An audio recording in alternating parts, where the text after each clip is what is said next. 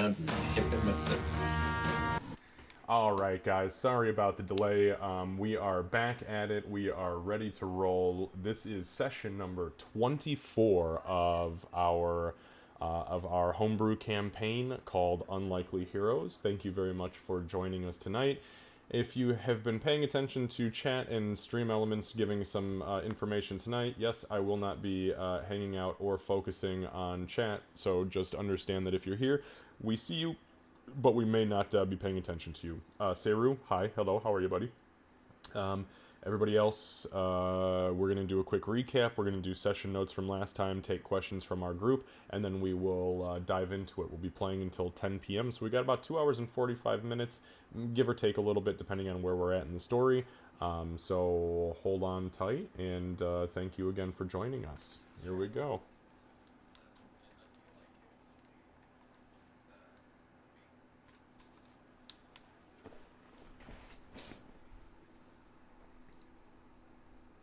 I want one of those. Yeah, it was really cool. Okay, guys. All right. I have a name for those, but it's not PG-13. Is this a PG-13 game? No, Because I no. think I Good. need to probably Yeah. take. I need to Okay. leave. I have a better name for those capturing things. The Oh, the playthroughs, Iron Bands of Borrelio. Yeah. So what do you call them? bondage balls. I mean, that's pretty. Actually, that's pretty damn PG-13. I feel like you could have gone in so many directions with that. I don't like it. Actually, I like it a little bit, but I not. do too. Stop it, Boo Boo. I was fully expecting it to be a Seru summoning comment You know instead what? of that. It was pretty tame. Yeah, I know. Seru's already here, so he's probably like, "Ooh, they're talking about my It's favorite subject." kind of like a Pokeball. Like it's a bondage ball. It's like hit them on the head, all of a sudden. Pew. No, it's a real magic item too. They're very, very difficult to break out of, which is why when you rolled that strength check, I was like, oh, well, okay, fuck me and my 8,000 gold piece magic item, I guess. I don't think they have another one of those. Not many exist. No, that's why that man was as upset as he was. Okay, guys, so quick recap from last week. So we picked up last week with you guys just getting out of the Church of Paylor in the city of Middleton, out the back window.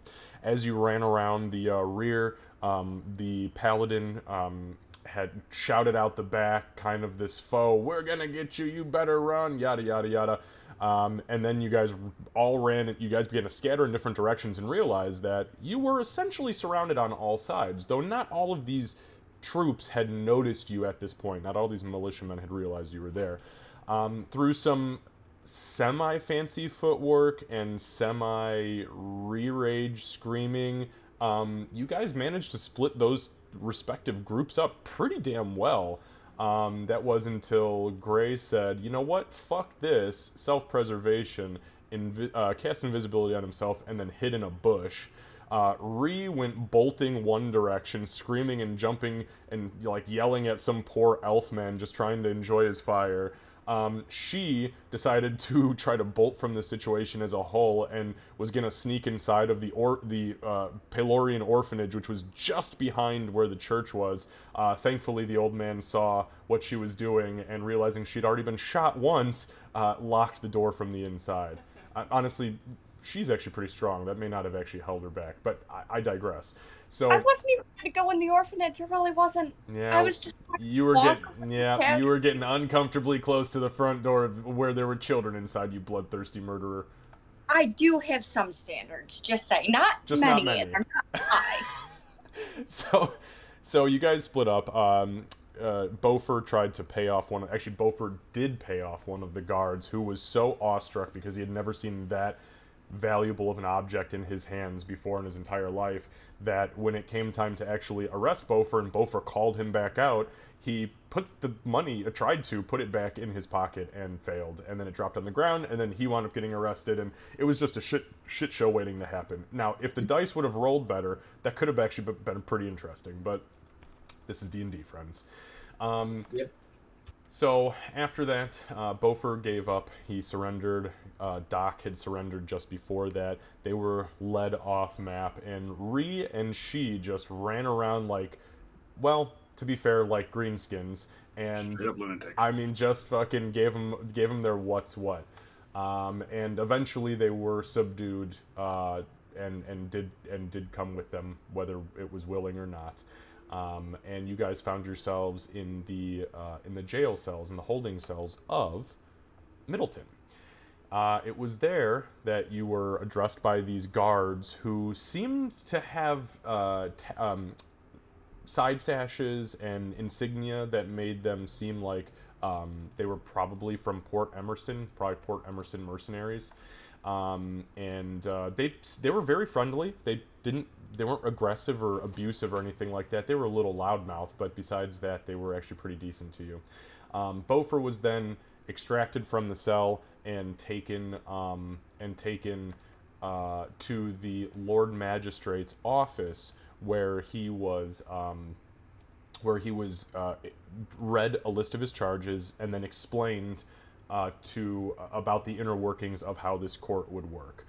He was told that he would be given these charges, and that within these charges he would have the opportunity, he would be interrogated. Each one of his party members would be interrogated, and then he would be given the opportunity to speak with a single witness or aide of his choice to possibly help him through this.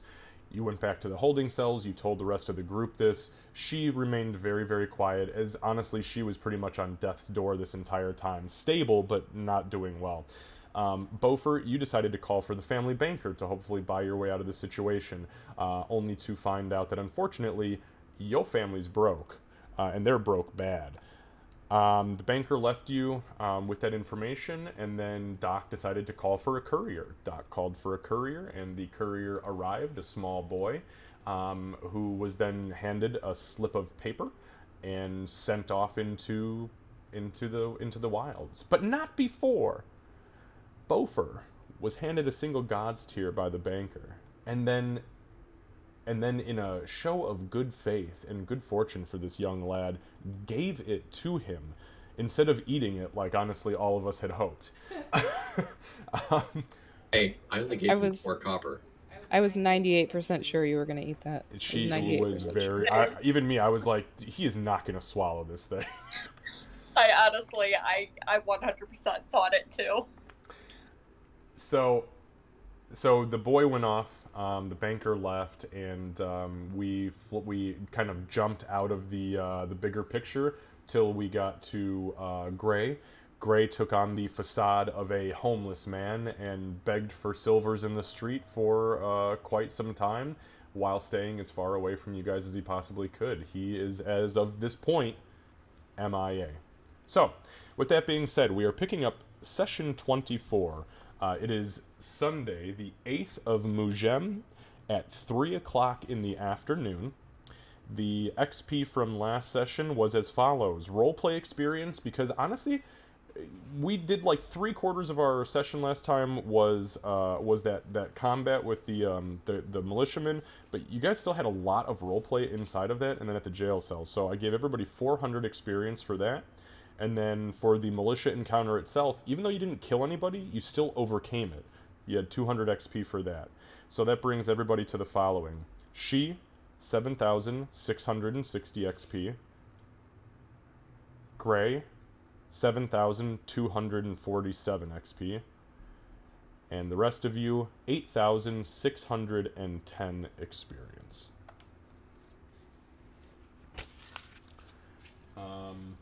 Beaufort, you are still stuck on you're still stuck with your -4. You have not had a long rest since you were resurrected, as this is still day 8. So just so you know, you do still have the -4 attack rolls, saving throws, and ability checks, and each long rest that will go down by -1, or by 1. I think that's actually all I have. Do I have any questions from anybody? No. Okay. We are without Lucy this week. His family did recover from their illness, so they are flying to South Africa as we speak. And then I believe he will also be gone next week, because next week, our time, he will be mid-flight on his way back to Nigeria. So, thankfully, Gray made himself invisible last time and fucked off, quite frankly, because this is like, well. it worked out beautifully. I mean, I don't not want I don't want Lucy gone, obviously, but it worked out for us. So, okay. If I don't have any questions from anybody, Kat, to answer your standing question, Ree is looking very, very good. You can't see anybody else, but you know that you are not doing well. Yeah. Not well at all.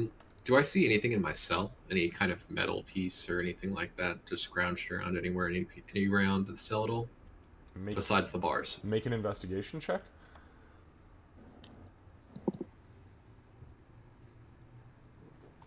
Hey, Ree.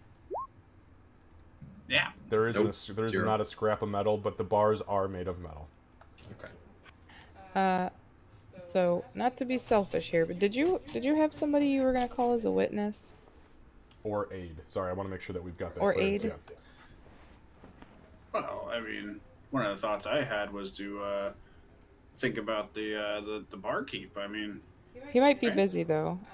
So I had Yeah, a he's thought, busy. and I don't know how you feel about this Oh, because I right, don't he's want to busy. use up your thing here, but Xavier might be. That was going to be my first choice. yeah. But I needed to get that business handled that young boy handled. So I already used mine. If you wouldn't mind using yours, I think Xavier could be a really great witness, a really great help. Yeah, to well, us. I mean, any character witness that I would have is a goblin and in the mountains, so and it's not Okay. they're not entirely reliable sources for sure. So yeah, I think a relative stranger to us and who sold us some stuff is probably a pretty good idea. We got along really well. We did. got along We really did. well. Yeah. And if nothing else, we have a little bit of not so much an alibi because we don't really do anything. We're here, I think, because of our association. But he could at least attest to us not being total shitheads. Yeah, I think that would be a good idea. Yeah, it works for me. Yeah, yeah. And fuck it. Try it. Why not?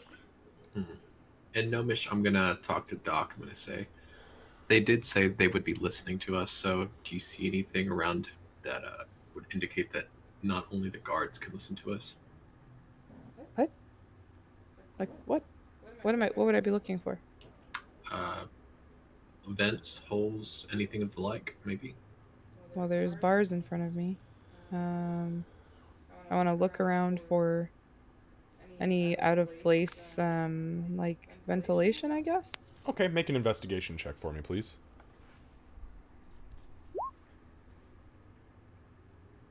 Nah, 20. there's no ventilation in here. It's pretty damn stale. No windows, nothing on the ceiling. You don't see anything along the floor. Not even like a grate for like liquids to drain into. This floor is pretty much dirt with some large stones in it, and you can see where it's sunk in some spots where probably pee has, created a little settling point. Well, Bofer, I'm not claustrophobic, but thank you very much for making me do that search because now I'm really starting to freak out about being stuck in here. No. Okay. I'm just trying to check. I'm going to She switch starts to pacing a Dwarvish. little. I'm going to say guards in Dwarvish. You say guards in Dwarvish? Yes. Okay. So the guy from the western end of the hall turns and he kind of looks down in at you. He replies in Dwarvish, "Is there something you require?" I was just going to ask what time it is right now, just to see how long until we are supposed to go to the courtroom. You will be here at least for the evening. It is a 48-hour period. Your interrogators should be collecting you within the hour, I would assume. I understand. Thank you. Actually, I do have a request, guard. Oh, yeah. Is this in Dwarven? No, this is common. Common? Okay. Yep, he switches back over. Yeah. Hello. I have a character witness I'd like to call. Yes, yes, we can provide you with a witness to speak to, or an aide. Yeah, fantastic. Yeah, I'd like to call upon Xavier of Xavier's Emporium to come on down and say hi. Oh, you're serious? Yeah. He kind of looks at you. Do I look like I'm joking? Do I look like a clown to you? He looks cockeyed at you, and he kind of like looks down at the hall. think we established nobody here knows Undercommon. So he switches. It sounds kind of like Common, but with like such a thick, droopy accent that you just can't understand it. And he's like, "Hey, Thithwapa nia noho de fluffy pants ia dis goblineta." Yeah? And these guys just start busting up laughing. And he kind of raps on the cage with his spear. And, okay. We bring you fluffy pants. Raps on my cage. Yeah. And was this the guy who fed me before? Yes. Okay, all right. I won't do anything. He's okay. Give me that All right. fucking spear. But he turns and he says, "Okay, yes, we bring you this guy. Give us just a little bit, and we bring him to you." All right. They call him Floofy Pants. Was he wearing floofy pants? I didn't even. I didn't I don't think we notice his pants. Who is Xavier? Oh yeah, you were sleeping. Oh right, yeah. I'm gonna switch back to Gnomish. Doc, so it looks like this is the only language to be safe. We don't know that. We didn't test it on them. I've talked in before. Guards in Gnomish. I'll bark out in Goblin. They probably don't speak Goblin. I'm sorry. They probably don't speak Goblin, if I had to guess. Who knows? I think we should maybe not try to be secretive, because if they're listening to us and more than just the guards, I'm guessing magic is involved, and probably super smart people are doing the magic. You're probably right. Fucking booyah. I don't have anything to hide. I didn't do anything wrong. Doc, if What was you that? need another, I won't be using mine. If you have more business to attend to. I mean, I agree with Ree. I think that maybe the barkeep could help us out. I know that he's busy, but Doc, he's gone.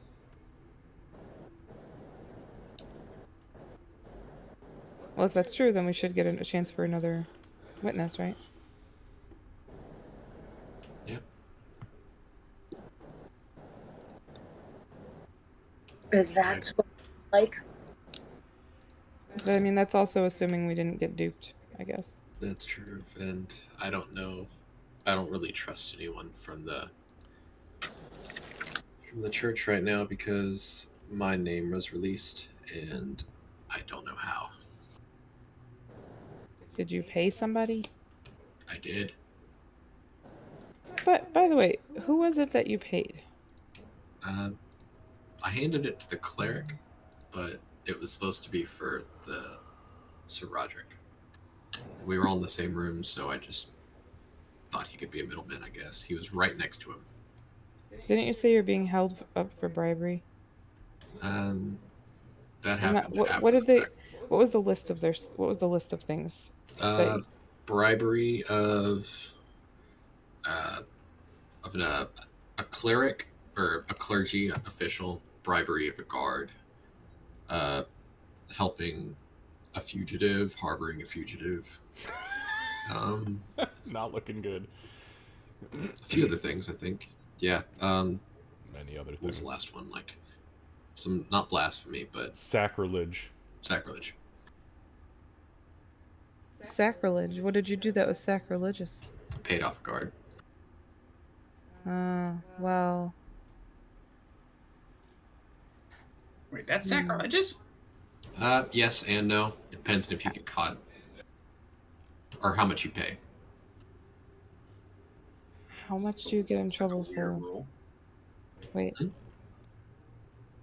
So, okay, so sacrilege doesn't sound like a good thing for a priest to get charged with.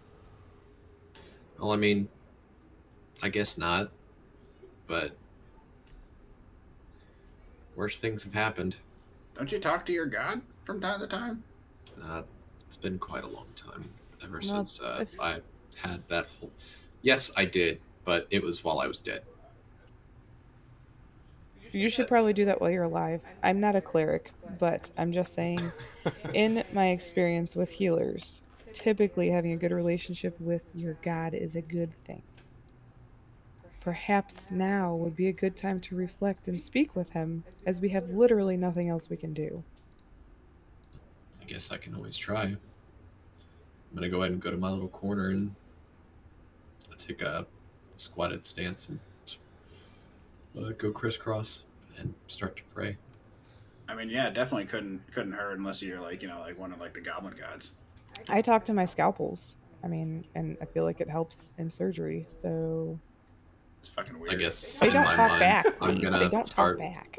like That's good. rolling my head from side to side and start humming and just focusing on like the exponential power of Moradin himself. And Give me a religion check. Make it a good one. That sounded so threatening, Candace. That's because I'm losing my 13. voice. So, as you begin to kind of roll your head from side to side in the quiet of these cells, you guys hear the audible sound of neck popping as you, for the first time in days, have released tension in your shoulders and your spine. There is a familiar, we'll call it a whooshing feeling, almost like rushing water, but it's scalding hot water that washes over your entire head and shoulder and chest, which you remember as a very familiar feeling when you are feeling the presence of Moradin. However, it's different this time. As the whoosh happens, you typically find yourself in front of a massive set of bellows that are constantly pumping into this absolutely giant-sized forge. You arrive at the forge, but the bellows aren't pumping, and the forge is cold. You glance around, and you don't feel that familiar presence, though you know you're in the space you need to be in. And then the whoosh happens again, and you sit up and look around, and you're back in your cell. he was not there. He was not where? I went to the place of where he works in another part of Santa's fucking I don't know how workshop. to call it, but somewhere else. He was not there. I was not able to speak to him at this moment in time. Does that ever happen before? I've only done it a few times. Okay. Wait, you've only... So every other time he's been there, and this is the first time he's not been there? Yeah, correct. I've spoken with him when I was first became a cleric of Moradin during the Vengeance Pact and when I was dying. Okay, so what does that mean when he's gone? What does it mean? Boo Boo, make a religion check. I will help you. You will help your damn self. Never mind. So yeah, 18. So there's one 14. of. Oh, a 14. That's right. I forgot that you have the -4. So this is one of two things. Even with a 14, that's really not that bad.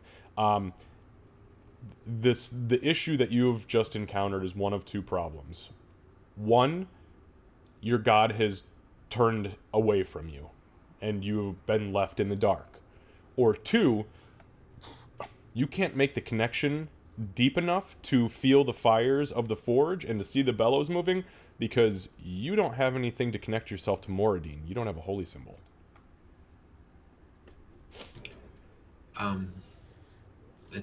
It's either because I don't have my gauntlet with me, or possibly he's turned away from me at this moment. I can't tell you which one right now. Okay. Well, do any of your magics without your gauntlet and see something minor that doesn't take much energy, or could you draw out his symbol or something and see if we can use that? Moradin likes things created, right? So create a symbol or some shit. No, that doesn't work without something to help me. But I'm gonna look at Doc and do this.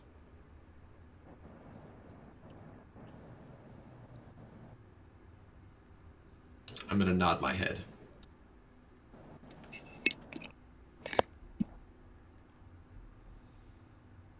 Doc looks really confused. But no, I can't. Okay. So the door at the end of the western end of the hall, you guys hear, and you hear a voice from the other side. I'll have you know that anybody who's interrupting my work will pay. They will pay dearly. Now, who am I here to see? A witness to what? I don't know anybody. I keep to my damn self. And you hear another voice say, there is a goblin lady in here who wants to speak to you, Mr. Floofy Pants. If you call me that again, I'll make you live the rest of your life thinking you're a snail. How about that? Oh, alright, Mr. Floofy Pants, you come with us. So, this guy walks down to the end of the hall, turns towards you. Is this the guy that fed me? No, it is not the guy who fed you. Ree will kind of like just do like a little like nah, kind of snarl at him for a second. Nah, nah. He kind of like you see him like jump back just a little. And he's like, "What in the hell?" I fucking got you. Hi, Xavier. Yeah, and at this point, Xavier kind of looks in, and the guy turns and very quickly gets the fuck out of there. But yeah, Xavier looks down at you. And he kind of, you see, he's dressed in exactly what he's wearing. He's got the two leather harnesses that have grown into this beautiful purple and blue, like suede, kind of loose-fitting 70s hippie-style shirt. He's got the long chain of different gems hanging off of his neck, ears pierced, head beautifully polished, long, wide, almost genie-like pants. And he looks down at you. My goodness. My goodness. And he looks behind him, notes she. Oh! Yeah. Oh! Hi. No. Who else is here with you? I'm gonna put my paw through the bars and say, Ah! Xavier! What? Oh, your pants are a little floofy though, aren't they? I never I noticed did that not before. notice his pants. He looks down at his when I pants met. and then back up at you and he says, I like my pants, Floofy. I just don't No, like... they look very comfortable. I'm just saying, I didn't notice them before. I have an extra pair. Would you like a pair of Floofy pants? Yeah. Excuse me, manservant? And one of the guards says, we are nobody's manservant. Right, and I'm not wearing floofy pants. Would it be okay if I gave this little lady a pair of pants to wear? She's kind of frolicking her bits all around here. Right, thank you. He pops open this satchel at his side and reaches his arm in almost all the way past his elbow, way deeper than it should go. And out comes this pair of blue and purple, like vertical striped, floofy suede pants. And he hands them through the bars to you. Fuck yeah. Oh, this is awesome. She puts them on immediately. Do they fit? Oh, they fit. Or they're like super big. Perfect. No. They're perfect. They're very wide. Like, they are really wide. What is the cut called when they wear them really big like they Candace? What are the big pants we always used to wear at Nero? Rat pants? Wrap pants. That's it. Wide. Like MC Hammer pants? Yes. Like, too big for their own good. But they fit around the waist perfectly. Pantalones. Wow. Yeah. Wow, these are really fucking comfortable. Honestly, I can do really high kicks with this. You look great. Oh, you gonna kick your way straight out of here. Yeah, I could if I really wanted to. Well, we did not.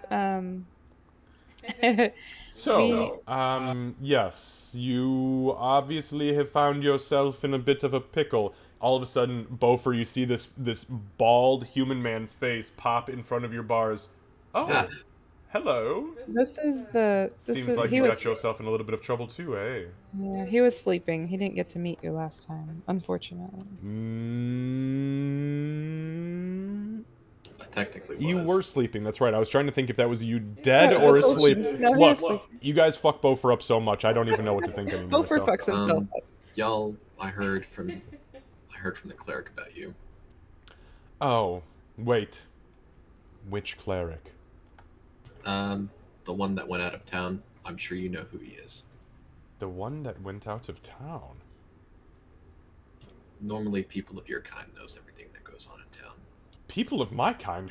What do you think I am? I have no idea. Both are shut magician? up. A Shush. magician? Both are shut up. Oh, you insult me, Sir Dwarf. You think I am a commoner of cheap, a conjurer of cheap tricks?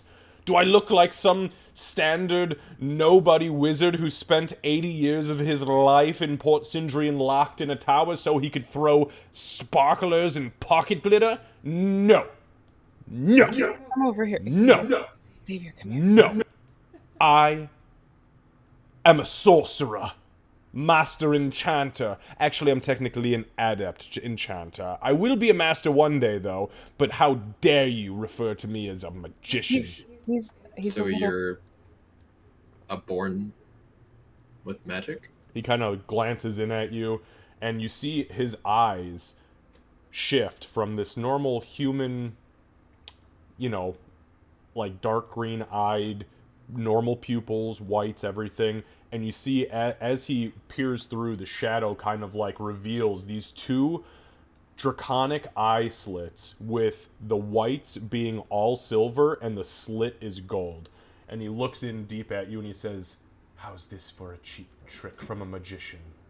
Belfer's gonna look scared. What? And as he pulls his head back through, they go back to normal, and he says, "So, you've gotten yourselves into trouble and you've called me as a key witness. Unfortunately, I've only met you the one time. Technically, I've only met you, Sir Dwarf, one time. The rest of you I've met twice now." He looks down the hall.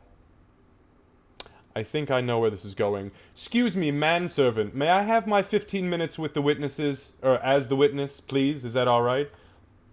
You hear from the left end, or from the west end, "First of all, we are not manservant." And he looks down. "My apologies, dear God. May I have my 15 minutes? There's a moment of silence. "Alright, sorcerer. You get your 15 minutes. But we will be back after that." "Thank you!" And you guys hear both doors open and 3 sets of feet exit and the doors close.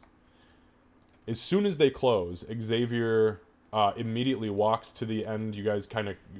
You see him kind of disappear from sight going to the east. And then he walks past quickly to the west. And then he walks back into the center. "Alright, gather closely. Now, what pickle have you gotten yourselves into? When they say 15 minutes, they're really running the time."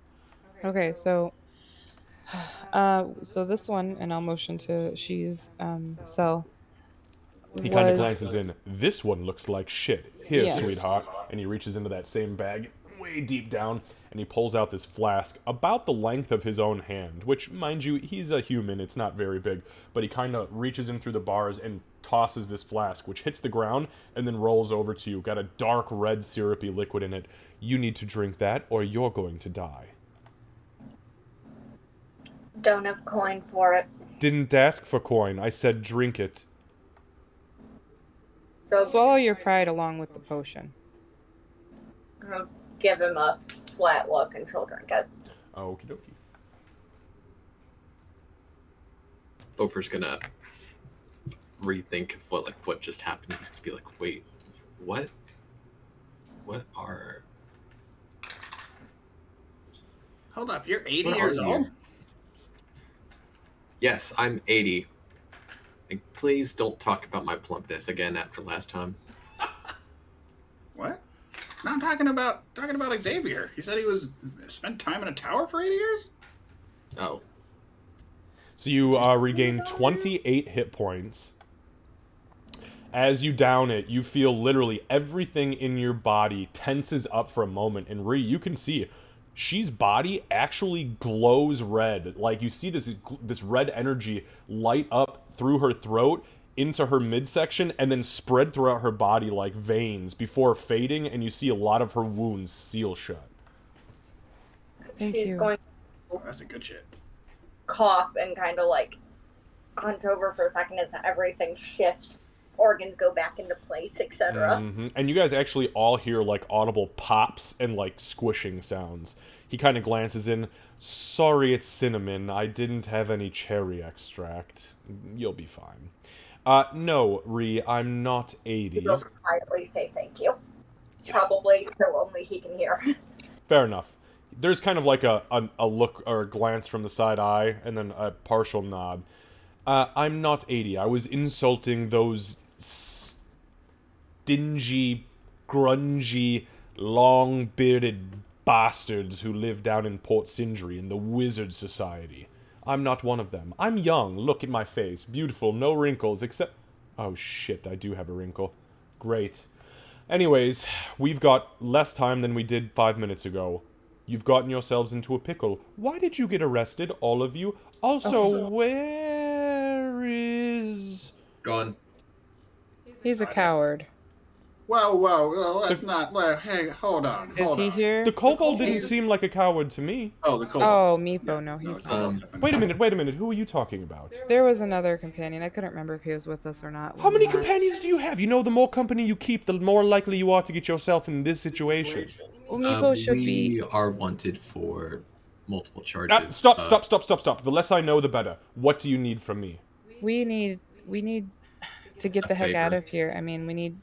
I don't know if... We need to get out of here. But we don't want to be wanted. So, I don't know, advice... He kind of glances over his shoulder hard at you, Doc. You don't want to be wanted. Well... We don't want to be wanted by the feds. Legally? And then he glances back over at Ree. You don't want to be wanted legally, but you want to be wanted illegally? May I want all of you illegally? Yes? I mean, Yes? for me, I No? can speak for myself. Maybe not the dwarf. He's grungy. But where's that kobold friend of yours? He seemed like he could be fun. He is actually going to be heading to my home, which I would love to have you revisit with him at some point if we can get the heck out of here. You're from Port Emerson. Isn't that where your people are originally from? That's where my people are from. Doc, I My- don't think he's... My people are from there, but I'm not. Ah. Well, anyways, we're wasting time. So you need a favor from me, yes? Yes. So tell me the situation in a nutshell. Don't give me any details, because if they attempt to extract it from my brain, we'll be in a lot of trouble. So, Okay. lay it on me thick. What happened in the beginning? What sparked this entire thing? There was... You cut out. Open hunt on me.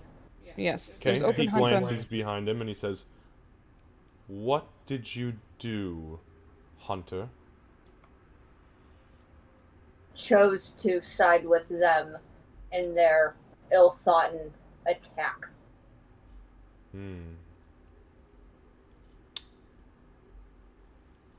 Understood. He glances back at Doc. Did you kill any of them? The slavers? I don't remember. I know that... All of them.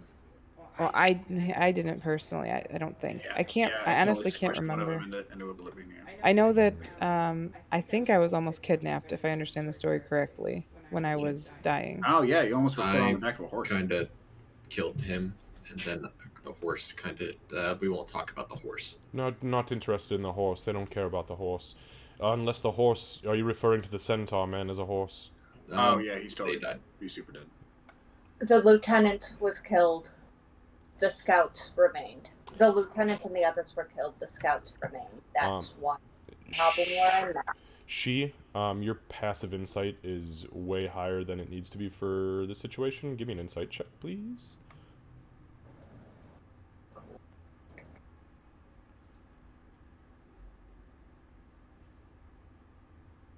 You know, that's not what I was expecting, but I'll take it. So something dawns on you while this conversation is unfolding. Two things. First of all, this is the first time anybody ever, end of story ever, has ever referred to you as a hunter and not as a slaver.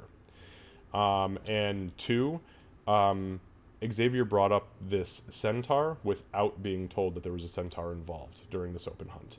Take it with whatever grain of salt or more than you will. She is going to switch to Sylvan. Give me a sec. Hang on.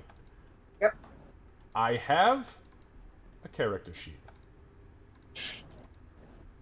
But expect Sure nothing we do. here. Actually, God, I gotta go all the way back to fucking campaign 1. Holy shit.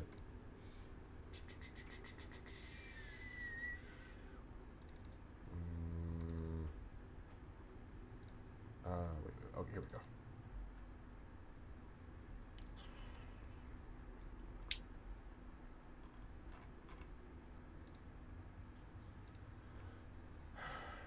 I like how in other games Sylvan is actually Elvish.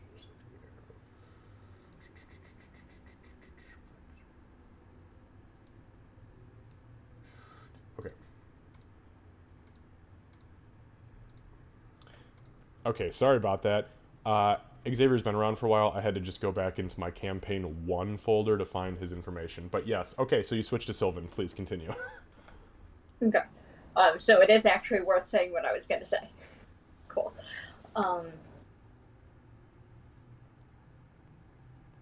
You have more insight into this than most. You understand the intricacies? So you say that out loud, and let's see. Doc, Beaufort, and she all give me a perception check. See, this is why we have passive abilities written down. Oh, not good, Candace. Jesus. No, it was almost a 16, and then it was 14. not. 14. So, Beaufort, you're the only one who actually notices this. There is a ring on his pinky finger that has a small pearl, a white pearl, sitting on top of it. Very, very, very tiny. Like, cheapest that you could possibly find. But you see it flash ever so slightly with a pink energy before fading. You hear, in Sylvan, not out loud, you hear somebody speaking directly to your mind. I understand the intricacies a little bit more than I think you understand, and I apologize for delving into your brain, but I was not entirely sure you were going to give me all the information I needed or requested willingly.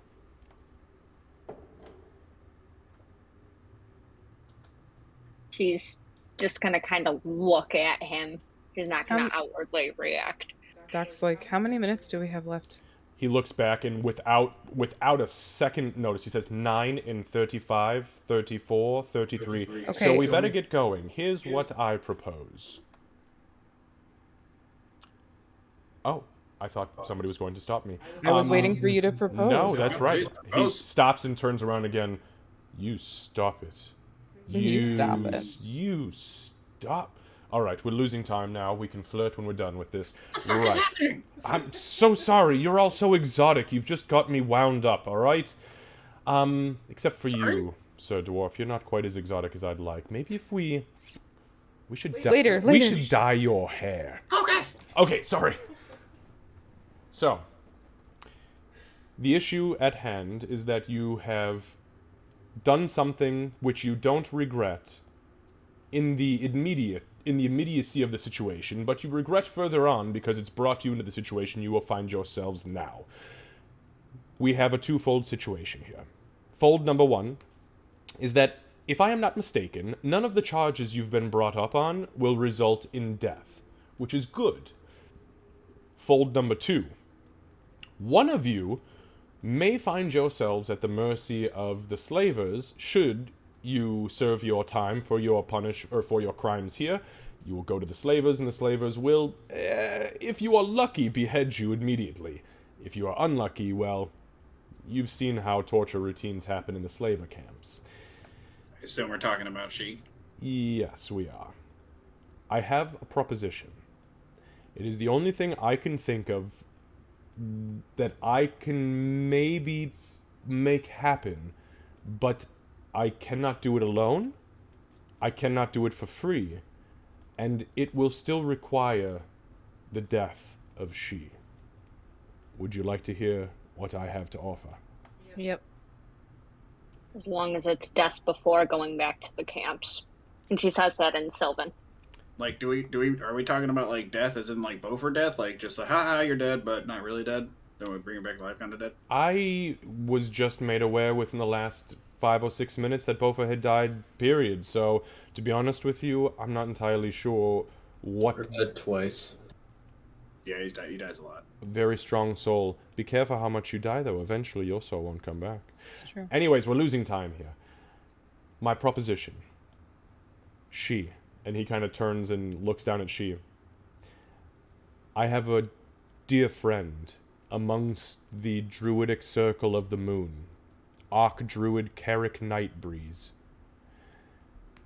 He is capable of performing very powerful resurrection magics.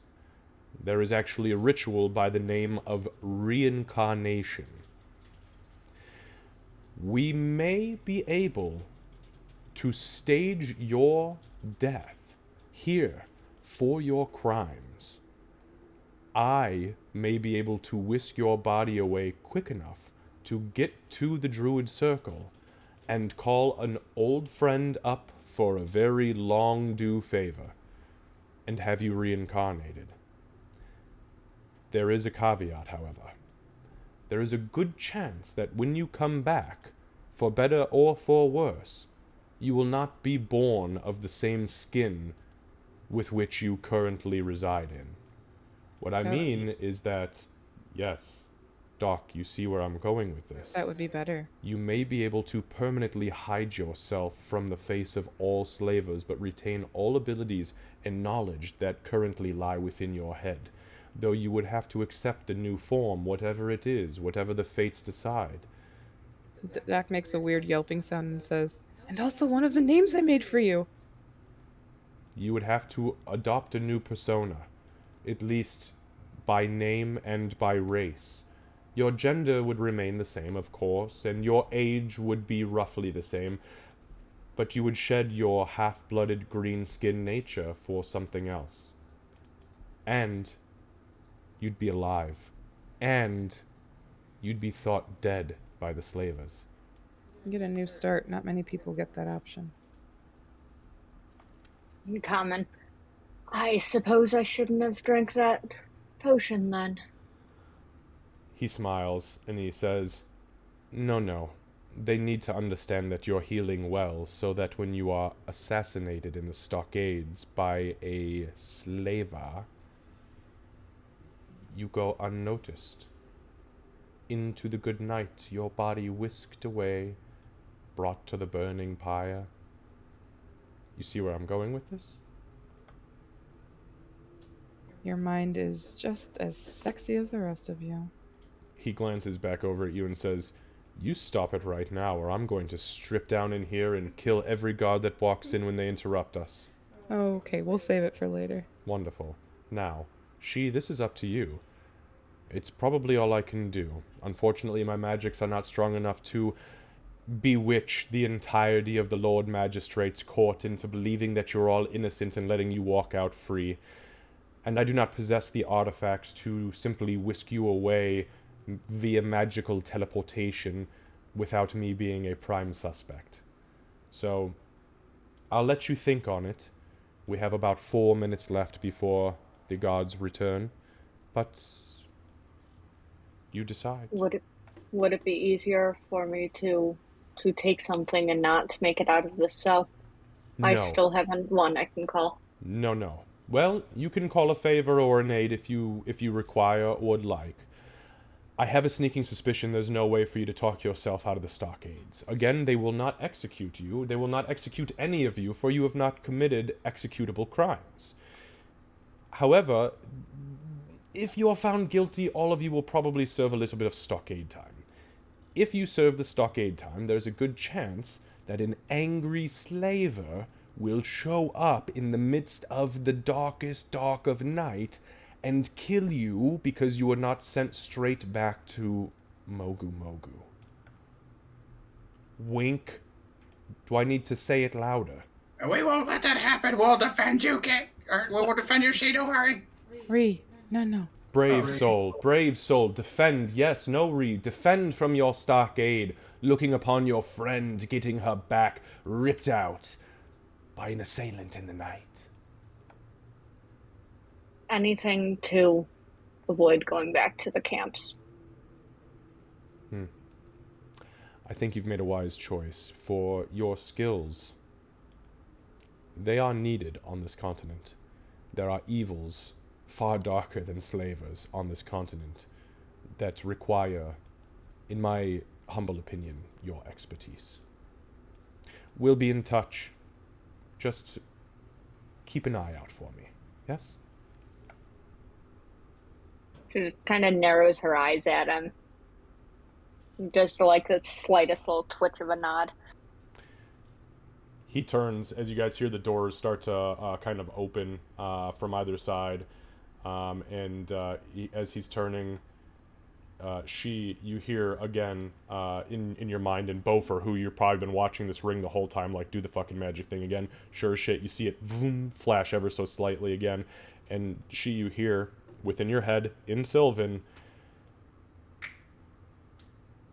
"It will be easier, I should say, to put all of this behind you and give yourself a second chance. Good luck at court, my dear." Bye, Before you Xavier. go- Thanks for the pants. I hope I see you soon. I was trying to say something before you left. You can say something, he might not be listening though. Before you go, I mean, they're already gone. It's fine. They kept to their 15 minutes. So, the guards come back in, doors closed. Okay, you guys are left here.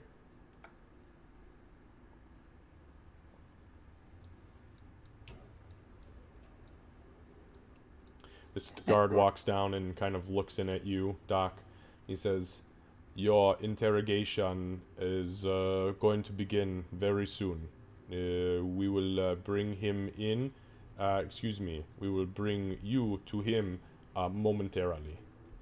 Okay. Could you please place your hands through the gate?" She'll copy what she saw Beaufort do, because otherwise it would have been super awkward before. Okay, yeah, you do so. You put your arms through the gate. He manacles you. Door pops open. You are led out.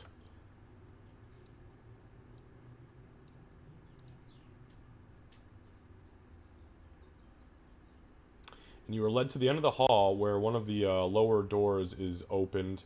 It's a little... hang on. Let me clear some shit here. I got a work phone call and lost sound. I'm gonna have to reconnect. Okay, no problem, Cat. Okay, there you go. So you're brought in. There is a guy who is sitting on what looks like a barrel, turned on its side. He's got a large wooden slab, and on it you can see nailed a big piece of parchment. He's got a quill sitting on the top in like a little holder, and a little mini inkwell, as well as a candle which is affixed to the top of it. You come in and he looks up at you. It looks like the other guards, except he has a long chin strap goatee that kind of comes down into a little curl, a little curly Q at the end. And he looks up at you. "Ah, yes. Greetings. They call you Doc, I believe. Is that correct?" That's correct. "Hello, Doc. I am your interrogator. Please have a seat." He kind of notices that there's no seat in the room. "On the floor." I'll sit crisscross applesauce. "Sorry, there are no accommodations. We are in a precarious situation. There are actually 3 trials happening here this week, so I am acting as interim interrogator. So, let's see here. I have a few questions for you. I would simply ask that you answer them to the best of your ability, and please know that anything you say may be used against you in the Lord Magistrate's presence, so please answer honestly." Not a problem. Wonderful. So, Doc, they call you. I assume that is a nickname. Can I please have your full birth name? Sure. Well, the name that I know of is Patcher of Wounds, and the surname is Timbers.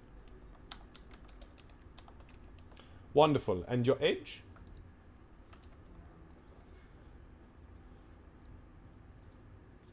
Sorry, I don't remember what I made her. Hold on. 30 years old. Wonderful. And your place of birth, please? I don't know the answer to that, but I grew up in Hobbleton. He's writing furiously as he's asking you. Wonderful. And please, explain to us what happened the night of Mugem the 7th and the following morning, Mugem the 8th. That would be this morning and last night. As your account, as you remember. Okay, so this morning... You can simplify if you'd like. We have most of the details already, but we'd like to hear what your thoughts on it are. Okay, so this morning we were getting a friend of ours brought back because the night prior we were in a pretty heinous fight, and he was killed. So Most unfortunate. And after that? So then this morning we got him brought back, and then he was speaking with, what was the guy's name? Sorry, I know that she would remember, but I don't because it's been. He was Sir Roderick, I believe. And so they were talking, and then the next thing that I knew, everybody was kind of panicking, and so we panicked out a window, and then. Oh, and also I found out that one of our party members was wanted last night. I didn't know it before that, though. Okay, so everybody panicked out of a window, and Yes, and then the guards approached us, and then I gave my paws, and I said that I would go with them. Wonderful. And your friends, how did they react? The ones that I could see, one of them disappeared, and then one of them gave in, and one of them ran away. Two of them ran away, technically. Simply ran away. Just they took off quietly. I don't think I saw anybody attack anybody. But one of them was kind of screaming wildly as she ran. Wonderful, thank you. Okay, and let's see. Where is the fifth member of your group? The fallen Azamar. Where is he? I actually don't know the answer to that. Okay. And would you like to hear the charges that have been brought against you? Yeah, I should probably know that. Okay, Patcher of Wounds Timbers. You are, let's see here, let me see. Ah, yes. Harboring a fugitive, aiding and abetting a fugitive, desecration of church property, fleeing the scene of a crime, disrupting the peace, resisting a public peacekeeper, aiding the escape of a known fugitive. Am I allowed to ask questions about those? When you are in court with the Lord Magister, not now. Okay. Okay, yes, wonderful. So, and to each of these, I will read the list again. How do you intend to plea? Guilty, not guilty, or no contest? No contest means that you are not admitting or denying guilt. You are simply not contesting the charges. Harboring a fugitive? Can you tell me again, guilty, not guilty, or what? No contest. It means you do not admit fault, you do not accept fault, you simply acknowledge the crime, and that is it. Okay. I guess no contest to harboring a fugitive. Aiding and abetting a fugitive? No contest. Desecration of church property. I witnessed it, I didn't do it, so I guess guilty? Fleeing the scene of a crime. Do I get to know what scene that is? The scene of the crime. But I don't know what the crime was. Harboring a fugitive, aiding and abetting a fugitive, desecration of church property, aiding the escape of a known fugitive. I would say not guilty because I'm sitting here and it was my idea. Okay, wonderful. Disrupting the peace? I guess guilty by association. Resisting a public peacekeeper. Not guilty. Aiding the escape of a known fugitive. Also not guilty. Wonderful, thank you so much. I believe we have already had a local courier come as your witness or aid. That's correct. That person will be called upon again, should it be necessary, in the Lord Magistrate's Court. Thank you so much for your time. Guard! And the door opens, and as the door pops open, the guard comes in, removes you from the cell, brings you back in, comes down to She, and he kind of looks in, he says, "You. It is time for you to speak with the interrogator. Please put your arms through the bars." She'll stand, and she will, not gonna say anything at the moment, but she'll go and she'll do so. Okay. He manacles you just like they had before, where it's I manacled. wasn't manacled before, I was dead. Well, you were still manacled, regardless. I mean, they still had your ass in manacles. Yeah, so hands and feet are bound in chains, and the cage is opened, and you are led out and down the hall, and you are brought into the same exact room Okay. that Doc was in, and the door is closed. And same exact situation. This same guy is sitting here looking at you, and he says, "Ah, yes, hello. We are going to go through a series of questions. You may not ask many questions here. We are just looking for simple answers to best help you in the court of the Lord Magistrate. Do you understand?" He'll nod. He says, "Is this language preferred for you? I speak 13, so I can switch to one if you're more comfortable than another." This, or if you know the Orcish tongue. He switches to Orcish. "I understand Orcish just a little bit, but I believe it may come through broken. I apologize if that is the case, but I will speak if it is more comfortable for you." He'll nod. Great. What is your name? I have none. Ah. What would you like to be called? Whatever the records need to show. They have called me Understood.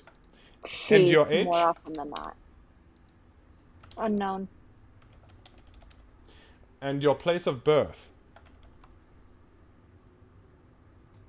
Among the camps of the plains. Can you explain to me what happened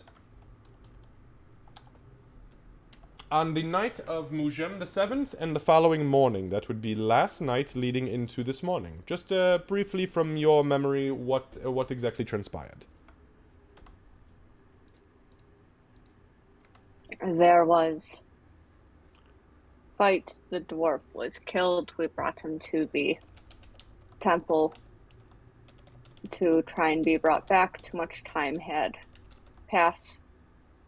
They sent for they waited for the emissary. I had gone a different way, and it was that at that time that I had learned about the open hunt. Decided it was more pressing to bring our companion back and to sort out the matter of the hunt later. The next morning he was brought back. I had no desire to return to the camps, so we attempted to leave without harming any guards or other. Yes, very good. Thank you. I appreciate that. And where is the 5th member of your group, the Fallen Azamar? We're counting him as part of the group. Fuck if I know. Understood. And would you like to hear the charges that have been brought against you? Why not? Existing as a criminal within peace-bound territory, fleeing as a fugitive, desecration of church property, fleeing the scene of a crime, disrupting the peace, a few counts of resisting a public peace officer, and corruption of once law-abiding citizens. That would be for the goblin, the tabaxi, the dwarf, and the kobold, white-scaled kobold. So you have 4 She's charges. gonna laugh, and it's gonna sound incredibly bitter. Right. To the following charges, how do you plead? Guilty, not guilty, or no contest? Existing as a criminal within peace-bound territory. No contest. Fleeing as a fugitive. No contest. Desecration of church property. Not guilty. Fleeing the scene of a crime. I lost time for that after this. It was just delayed. No contest. Disturbing the peace.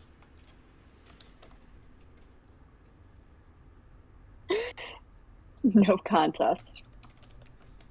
Resisting a public peacekeeper. No contest. Corruption of once law-abiding citizens. You'll laugh again. No contest. Wonderful. Have you called your witness or aid?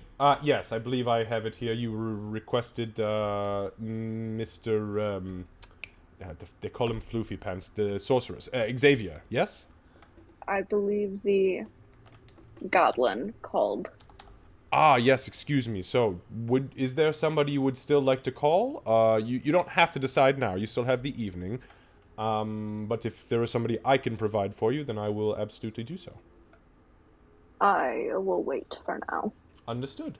Okay, thank you so much for your time. It was a pleasure to meet you. God? The door pops open, and you are stood up in chains and brought back to your cell, where the cell is locked. They're not particularly, like, rough or anything. Not at all. These guys have been they're a little rough around the edges vocally, but they've been extremely gentle and extremely polite. Mm. Very professional, which the word professional and Port Emerson usually don't go together well, but yeah, they're doing good. So the guy turns around and he says, Goblin, it is your turn to speak with the interrogator. Please put your arms true. This is the guy who fed me. It is the guy that fed you, yes. This is important information. Yeah, important information, yeah. Yeah, Ree will stand up and present her arms. Okay. He binds you in the manacles, legs and feet, and then he walks down the hall, puts you inside of the room, and the door shuts. You're sat on the ground, and again, you see this figure here. He says, "Oh, hello! My goodness, it is a pleasure to meet you. You know, you are the only creature of your known kind to ever break the iron bands of Bellario. In existence, you are a legend amongst your people. Are you aware of that?" Well, I mean, I kind of already knew that a little bit. I'm the smartest goblin I ever met, and I might as well be the strongest goblin I ever met, too. You are very smart. You are also very, very strong. Your muscles are rippling. Good for you. Is common your preferred language? Is common your preferred language, or would you like me to speak something that you are more comfortable in? Do you know Goblin? He switches over to Goblin. I do understand Goblin, but it is a little bit broken for me. If it is more comfortable for you, I shall speak it. Fine. We can go back to the dirty common tongue. He switches to Common. I also don't prefer Common, but that's alright. So, what is your name? Name's Joel Rithy. Alright, and your age? I don't know. 12? Oh, alright. 13? No. Fair enough. Do you know where you were born, Joel Rithy? I was born in the Grell Mountains. I lived in Poodoo for most of my life. Okay. I'm not familiar with that area, but the Grell Mountains are very popular. Yeah, it's a goblin camp up in the mountains. All right. So, could you please explain to me in your own simplified words what happened the night of Mujem the 7th, which was last night, leading into this morning when, you know, there was the altercation in the religious district? Last night we actually fought with the zombies, right? Yeah. Yep, you sure did. Yeah, so, alright, so last night we're all, like, you know, kind of laying down, getting ready to get some... Oh, wait, no, that was the night before. Now, okay, so last night we, you know, decided to murder some fucking zombies. They're just hanging out in a basement under the fucking, under the tavern there, so we murdered them all. And then we fought this gnarly fucking ghost creature that ended up killing our buddy. It turned out to be his dad. That was fucking weird. Your dad fucking turned into a ghost and fucking chopped our dude like right in the middle, almost like hot dog cut him in half. It's fucked up. And then one ghost lady, she like was there and she was all like, I don't care, I get my revenge, and then she disappeared, which was also fucking weird. So then we're like, oh shit, our buddy's dead. We got this scroll, let's try to bring him back to life, and that didn't work. So we're like, fuck, what are we gonna do now? So we went over to the church and they're like, we can't save him now. We're gonna have to put him on ice overnight. And then we did. And then the next day, the caravan came by, brought our friend back to life, and now he's all back to life. And then yeah, it turned out our buddy was wanted for something or other. She was, you know, on these posters, whatever, and then we had to fucking turn out that was a bad thing, and then now we're all on the run. All right. That was I was unaware of the zombies from your other friends, so that was an interesting bit of information. Unfortunate, but good for you. I mean, you're very strong. Thanks. Yeah, You're very I'm all strong. up. I expected you to chop them up, no problem. Oh yeah, it was easy peasy. And where is the fifth member of your party, the fallen Azamar? Oh yeah, my boyfriend. He's probably waiting on a bed of roses for me somewhere, I think.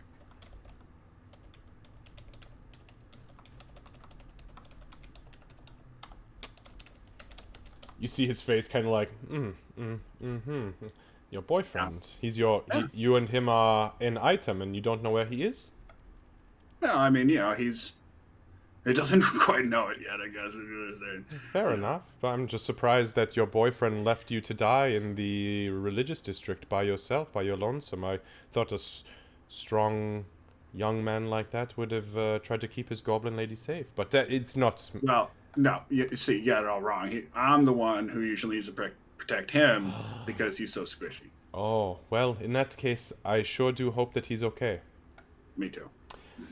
So, would you like me to read the charges that have been brought against you? Sure, there are a lot. There's a few, yes. All right. Harboring a fugitive. Aiding and abetting a fugitive. Wait, what about? Can I ask questions? Depends on the question. About why the charges are here? No. If you're asking for clarification about what the charge means, he kind of looks you up and down. What Yes. do boats have to do with fugitives? I'm sorry, say again? What do boats have to do with fugitives? You said something about a harbor. Oh my goodness. Let me hypersimplify this for you. Please. You are being charged with protecting a fugitive, a known fugitive. Yeah, it wasn't really known at the time. Aiding and abetting is you have granted assistance to and allowed a fugitive to operate as a fugitive without turning them into proper authorities. Desecration of church property. You fucked up something in the church or around the church. Fleeing the scene of a crime. Yeah, I did that. I think we both understand. Disrupting the peace. Oh, I definitely did that. Also, yes. Resisting a public peacekeeper. Oh, fuck yeah, I did that. Many. I was told it took 16 men to bring you in. Oh, yeah, it was great. Oh, my God, you guys are so slow. Yes, Arma, it does definitely drag you down. Aiding the escape of a known fugitive, meaning that you assisted the fugitive in getting away, or tried to anyways. And assault of a public peacekeeper. You're the only one here who is being charged with assault. Apparently you attempted to full force headbutt a man in the guts. Yeah, I did that. Yeah. Ah, okay. Well, he was nimbly bimbly. He dodged it. Yeah, he tried, but it doesn't deny the fact that you attempted to assault him. So we maybe would say attempted assault of a public peacekeeper. There we go. That's a little better. I like that one. Right, so for the following charges, how do you plead? Guilty, not guilty, or no contest, which means you do not admit you are guilty, you do not admit that you are innocent, you simply admit that you have understood the charge brought against you. Harboring a fugitive, protecting a fugitive. No contest? Aiding and abetting a fugitive. No contest. Desecration of church property. Not guilty. That wasn't me. Fleeing the scene of a crime. Oh, yeah. I definitely did that. Disrupting the Proud of peace. that one. Yeah, that was fun, too. Yeah, guilty.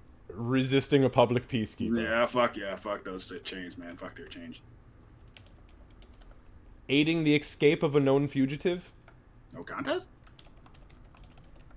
And assault of a public peacekeeper, or attempted assault of a public peacekeeper.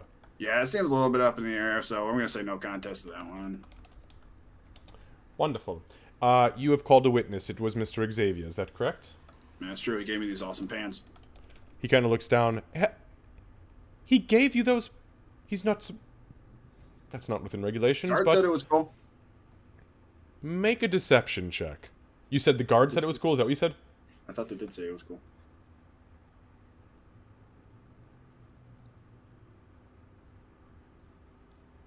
Don't you take my pants! Oh my god, I no. actually have to pick a d20 up and roll against this. Nope. He looks down and says, "Oh, well, if the god said it's fine, then the god said it's fine." Okay, wonderful. Gods? And the door pops open. The guy grabs you, not maliciously, but he brings you back to your cell.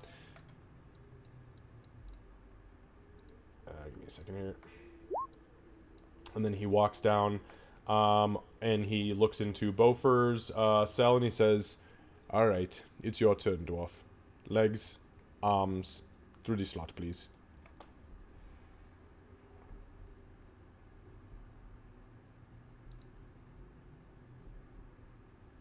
Hello, dwarf?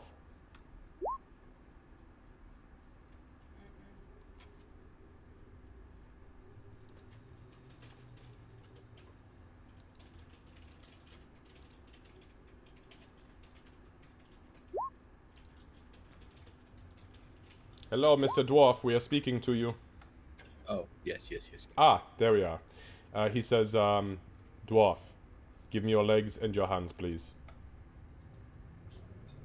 Okay. Okay, he binds them in manacles just like he's done everybody else. Pops the door open, and he begins to walk you down to the interrogation chamber. Pops you in, shuts the door. Same thing as before. This guy, as you sit down, he says, "Ah, yes, hello, Mr. Dwarf, Mr. Dwarf. You go by many names. You have a long title, I see. Could you please state your name for me?" And Dorvish. Yes, hello. My name is Beaufort Silverhand. How are you doing today? He switches to Dwarvish. "Don't try to fool me, Bofa Anvilrock, first as if his name, son of Bombay, grandson of Tunomi, house of the Anvilrock bankers in Helmcar. I am not here to bullshit. I am here to gain information, and if you attempt to withhold something from me again, I will start cutting off fingers. I know how your kind need their fingers to cast their spells. Do I make myself perfectly fucking clear?" Perfectly. Bless your heart. Age. How old are you? 84. Place of birth? That would be Bree. In your own words, explain to me what happened the night of Mugem the 7th and the following morning, Mugem the 8th. That was last night leading into this morning, from the time that you remember, because I know that you are resurrected. I got killed, but before that, we were fighting some zombies. After that whole mess, I kind of got killed by something. I was alive for like 10 seconds, and then I died. So, you know how it is, you can't remember some things after a horrible event. Understood. So, what is the next thing you remember? I remember getting woken up by a paladin. It was Sir Roderick. After that, I remember seeing everyone around me. Then we got brought to a room. He was gonna tell me something, and he made me. He wanted some money for like some information about my family, but I was told to leave all of a sudden. And after that, I kind of got some dude hit a window and we ran for some reason. Or I heard that someone got wanted, but I saw it when I was running, so I ran. Right. So, let me ask two clarifying questions. Number one, you said that Sir Roderick wanted money for information regarding your family, is that correct? Yeah, it made me pay him quite a bit of money too. And how much did you pay Sir Roderick? I paid him in gems. Start counting on his fingers. Around 800 something around there in gold. That's what the market value of the gems are currently. All right. So Sir Roderick wanted to give you information, but demanded money in return. You gave him. You was telling me you gave him the stones. Is this correct? I gave the guy next to him the money so he could give it to him as like a middleman kind of thing. You know what I mean? Like he was standing right there, so he should have gave it to him. They're like right next to each other, so Sure, that's I am not ouch. here to pass judgment. I'm simply making sure I have the facts straight. So Sir Roderick demanded 800 gold pieces worth of gems in order to give you information about your family. You paid the guy next to him, who I'm assuming was a priest. Was it a priest indeed, or was it somebody else that you were unfamiliar with? I just woke up, so I'm not too sure. I think it's a priest. Right. And then you said, I'm sorry, I quote, some dude hit a window and we ran. Could you tell me who this dude was? I kind of had my helmet on a little weird, so I couldn't really see him. I was too. Look, I was really heavy at the time. I was wearing a lot of weight. It was I could barely run. You know what I mean? I had to wiggle myself over the stairs. I understand. Is there anything that may assist you in the court to help with this situation? What was this person wearing? What were they wielding? How tall were they? What was their race? Any information you can give me? I honestly can't remember. I was too.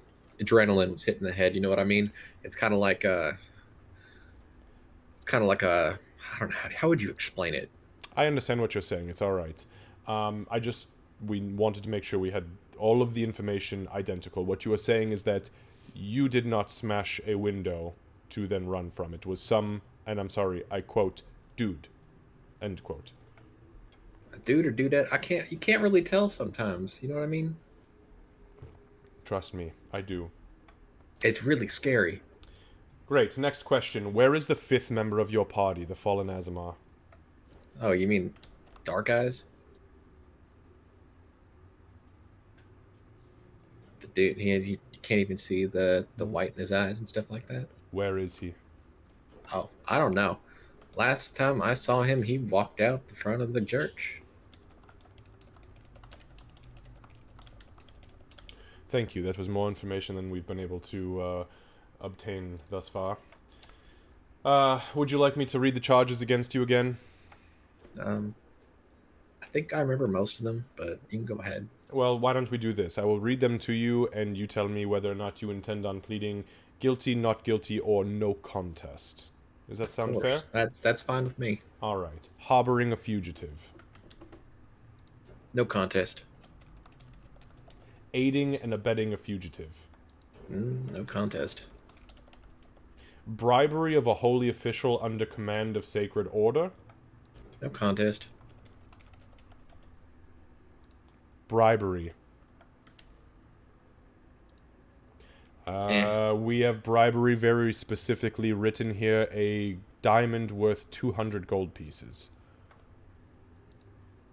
I mean, I'd classify it as charity, but no contest. Desecration of church property? Oh, not guilty. I was dead for everything until we left. Fleeing the scene of a crime? I mean, no contest. I can't tell you if it was a crime or not. Disrupting the peace? Oh, not guilty. Resisting a public peacekeeper? Not guilty. I gave up as soon as everyone... Aiding the escape of a known fugitive? Not guilty. And sacrilege in the name of a recognized good-natured deity, Moradin?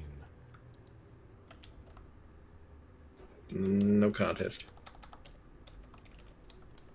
Wonderful. And you've already received your witness. You called on the house banker, if I am not mistaken, who has, yes, already come to visit you. Is that correct? That's correct. Okay, wonderful. Thank you so much for your time, Mr. Bofa. And you too. Bless your heart. God, the door pops open. Bofa, you are led back to your chamber, where you are unmanacled, as the rest of your friends were, and the cell is closed. The guard returns to his duty station, and that is that. They leave you there. Talking about cutting out my damn fingers to the guard. He's gonna cut off your fingers? Yeah, he was just being a... He was being something. He was being a... It's kind of like the person that eats the last piece of pie. Are you speaking Oh. common or dwarvish? I'm speaking straight common. Eat the last piece of pie, the last ounce of fire belly in the bottle, or the last one that takes the meat pie, the last What piece did of the meat pie. What did you say to him? Because he was perfectly pleasant to me. Yeah, it was really nice to me. I don't usually use my last name, so I just said Beaufort Silverhand. That's what I'm used to. What's Oh, I'm your still last... speaking in an accent. Sorry. What's your last name? I thought that was your last name. I told y'all it wasn't my last name. So he got mad Remember because you the didn't lady? say your last name? Yeah, you got mad because I didn't say my last name. Mm. Yeah, don't you remember? We talked about this when we saved the lady, or I don't when we know saved if my you... mom. I don't know if you know this. It's been a crazy couple of 48 hours. Oh, that's. I've been dead for most of them. Right. That's fair. Or You got a lot of time to remember things when you're dead, but when you're still among the living, there's a lot of stuff still happening. Oh, my last name's Anvilrock. I'm not sure if y'all know who that is or Does not. that mean anything to me? Make a history check, Kat. Actually, honestly, because of where you guys all were from, everybody can go ahead and make a history check. Okay. May I make a case for making this one with advantage, being as this is my prey in particular? Do you have an ability that lets you make history checks at advantage because dwarves Excuse are your me? chosen prey? Oh, Nope, that's what I was making a. Nope. No, you don't get advantage again with it. You just know how to hunt them. You don't really know their deep-rooted history. That's fair. So I see Doc rolled shit. Okay, so Doc and Reed do not know much. Okay, yeah, no, you guys. He says the name Anvilrock, and you're like, okay, good for fucking you. Well, we know a they're weird not fucking a name. family, so. He's fucking. well, I guess you don't know who they are. Cause Is that like a stone anvil, or like you're shaking the anvil a lot? No, it's. Y'all don't understand dwarf names, do y'all? No. I don't speak dwarvish. I speak Dwarves, but I don't understand your weird ass fucking names. The meaning behind Anvilrock is, for one, anvil, meaning my family came from one of the original blacksmiths that actually did the stones and rocks. That's how we started making a banking company. But, I mean, honestly, like, when you're one of the first blacksmithing companies, my family, we couldn't really get into it too much because there was so much competition. So we started banking. And for generations and generations, they just got bigger, bigger, and bigger until all the politics came in. And now we're broke. So I have no idea what happened. I'm guessing your mom probably cleaned house because you made her real mad. It would take her a lot longer to get that money. Maybe you made her mad before you made her mad this time. One person can't take an entire bank's worth of money, to be honest, because, I mean, I don't think, for one, if my grandfather's still alive, he would let one person have full power to just take money out. So, Beaufort, since we have some time here, out of curiosity, what exactly do you think happened? What do you mean? When we found your mom,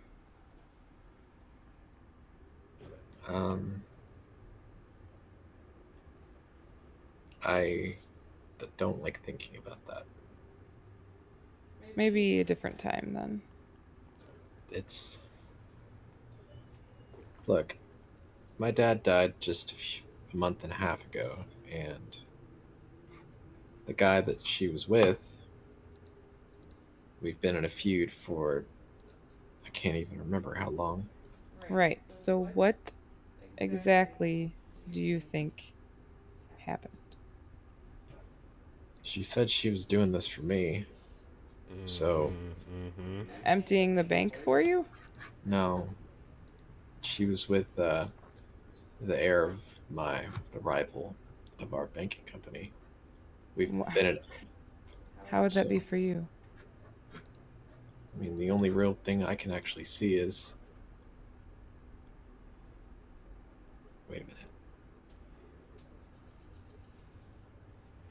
How old was he, if I could tell? Who's that? The heir to the banking family of. His face was pretty fucking smashed in, and he was wrapped in mostly cloth. You didn't, when you were there, take the time to really look at him, so it's kind of tough. One thing I will give you as a courtesy is that he did not have gray hair. Okay. My mother said she did this for me. And she left all of a sudden. I don't know where this guy could have been, but I think they were together. So if you can't empty a bank in a night, how long would it take? I mean, normally it takes a seal from at least two people, the heads of the banking family. I mean, one person can't control everything, so there needs to be two. Right. But, I mean, for one, I've never seen anything in my house that looks anything like a seal of any kind of power, from my Rings or knowledge. anything? Did your parents have rings or anything? I mean, like, we all have rings. Well, my father didn't have a ring. Only my mother did. And my grandfather, I'm sure, does. I've never met him since I was like 5, 6, somewhere around there. Well, I'm thinking that whenever we're free, maybe you need to figure some things out with your family there, because I don't think it's safe in Helmcar for me now. that's not safe for any of us in Helmcar right now. We're out of money, and without money, there's no protection for anyone. At this point, Doc, you instinctively begin to hunch forward, and Beaufort, you see her almost retch forward like somebody punched her in the stomach. Doc, you hear something in your head as this psychic energy kind of warps around your mind. You hear somebody enter your head. Well, if it isn't my little friend, oh, yes, sorry, it's me. Do you have 1,500 gold pieces for your little half-breed friend? I figured you were the one who carried the money since you also carry the looks. Please respond.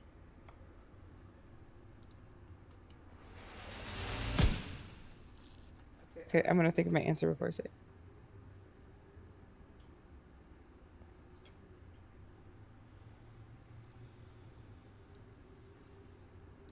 Okay.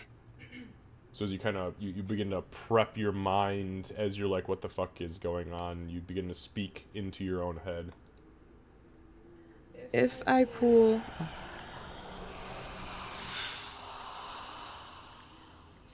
I really like that. If I pool all of our money, we have 1,500 gold. And yes, you're right. I have it all. And you feel the spell fade. What is wrong with you?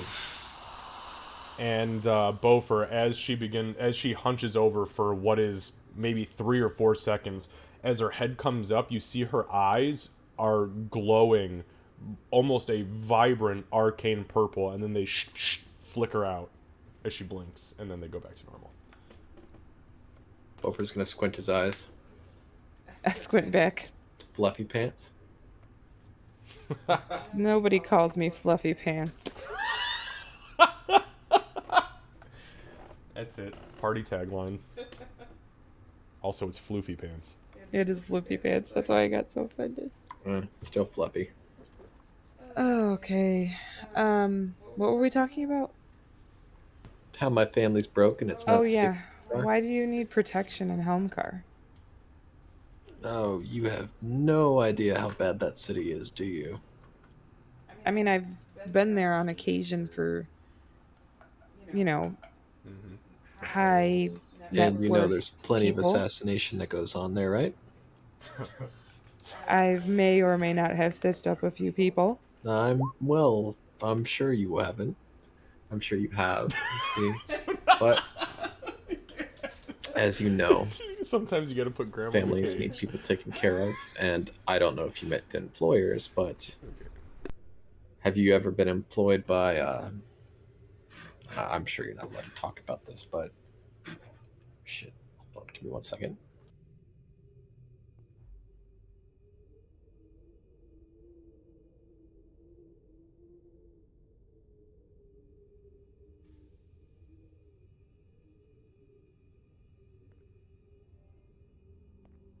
Been employed by the Thorns.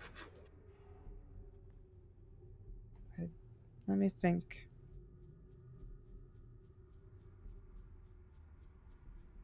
Honestly, I can't say for sure yes or no because that would be a violation of their privacy. But if I had, what would that mean to you? It means nothing to me at the moment. I've never met anyone else, so I have no connections to any of my family. But if we walk through those streets and I have been found out, it would possibly be worse than what's going on with her right now. You're saying that in common? I'm saying that in common. Then Listen. she's gonna speak up. If you are comparing the Dwarven city to the slaver camps of Mogu Mogu and the retribution they face against those that have betrayed them, then you know nothing of the camps, dwarf. Well, maybe you know nothing of Helmcar. Before everybody starts trying to figure out whose is bigger, we should probably figure out where we're going after we get out of here. Mine is definitely bigger. 3 years is definitely bigger. Who Thanks. knows? Yours is bigger. But What are we doing when we're done here? Well, What are we... Not that. Obviously, we're going to do our time. We're going to serve our punishment. And once we get done with all of that part, what are we going to do? What are we going to do? We do need to make sure that Meepo makes it to my home. Where's that? that needs to be the next priority. I was never escorting the told little where hunter. Meepo was. Meepo was in the church. Yes, he was in the church, but he was moved. I was trying to tell y'all this, but y'all jumped out the window. I don't know Well, where he somebody is. was screaming and telling us to jump out the window. It just seemed like the right thing to do. I was told he's safe, but this was by the same people that gave my namesake to the Magister. I believe Sigmund will protect the little hunter, despite how he acted in other situations. And if he doesn't, and then he devolves into Orcish. It does not sound pleasant, but then again, Orcish never does. True enough. Okay. Well, let's maybe, before we start making empty threats, she says empty to make sure that everybody hears the word empty. We'll do our time, we'll get out of there. We can check on it. Meepo means just as much to me as he does to you. We're going to make sure he's okay. We're going to do it the right way, and nobody is going to be a fugitive anymore because this was not on my bucket list. Okay, everybody? Not on my bucket list. Before my mother left, did she say anything to y'all? She talked to me. She said things. Things? Things and stuff. Stuff and things. Actually, that's a DM question. I've got a DM question about that. Would she have said anything when we captured her?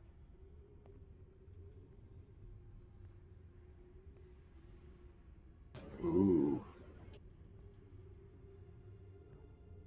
Think your beauty kept. Sorry about that, guys. I muted when I took a bite. I can hear him, so I didn't yeah, even... she hears Sorry. everything. Oh yeah, no, yeah, you heard everything. heard No, all. so you because you were sent to capture her, the most you heard out of her before she was rendered unconscious, which is when you could take her, was a slew of dwarven cuss words that had lots of angry racially charged words built into it about half-breed this and half-breed that. And when she took the arrow to the throat, she quickly gave up because she just didn't want to die, realizing that her companion was probably not going to make it. So yeah, no, she didn't give up shit for information because she wasn't really asked about it. She was just being taken captive.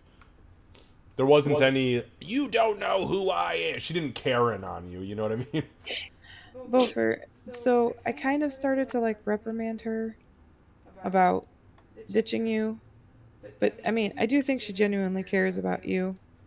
It sounds like she genuinely cares Did she about say? you. I don't remember verbatim what she Insight? said. Yeah, Oh, go ahead. Okay, make an insight check, I guess. Yeah. Candace, are you lying to him? No. No, she's. Crap. You're not seeing anything that stands out as far as the way that she's acting or speaking. Are you okay? Your eyes twitching.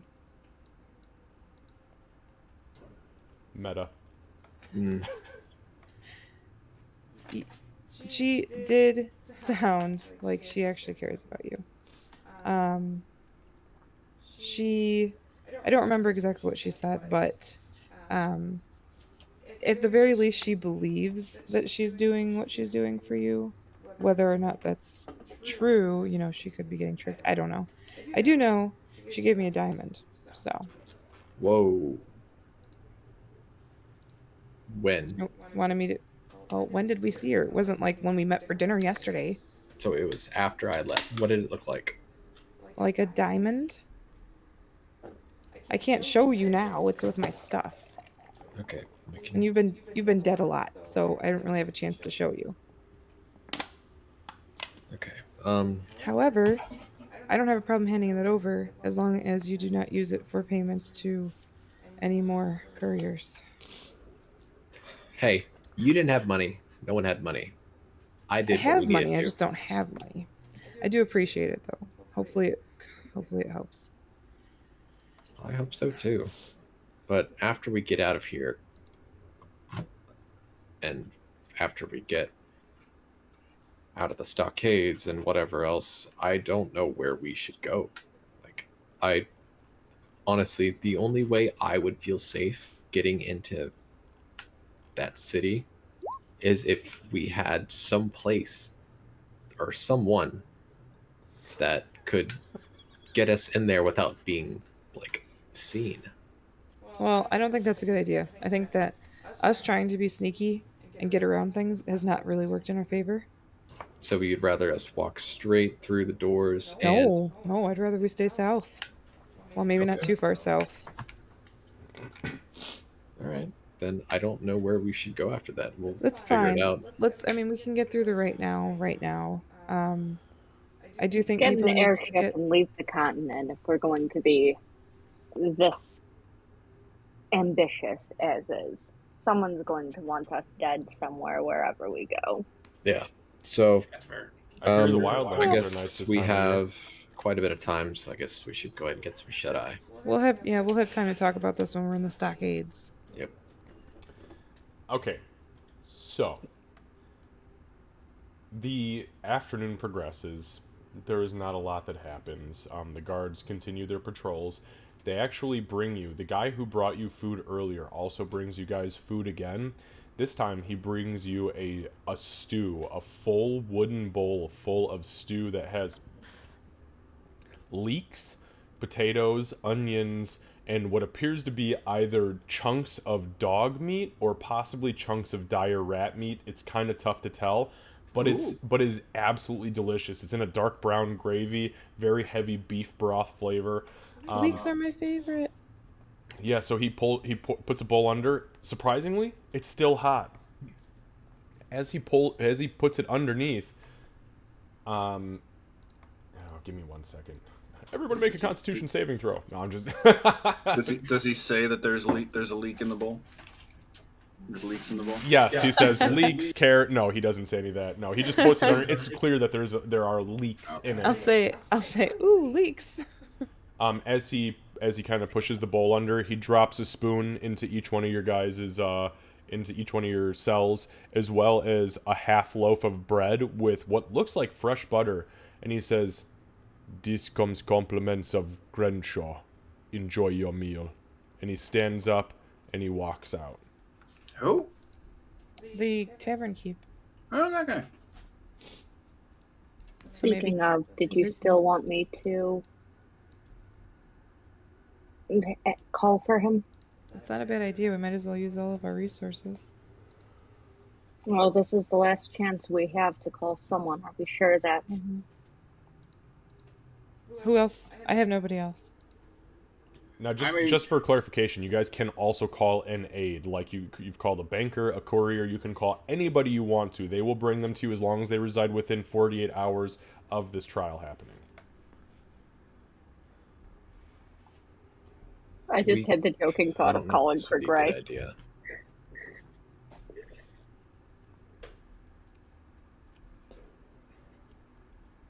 Why not, Dwarf?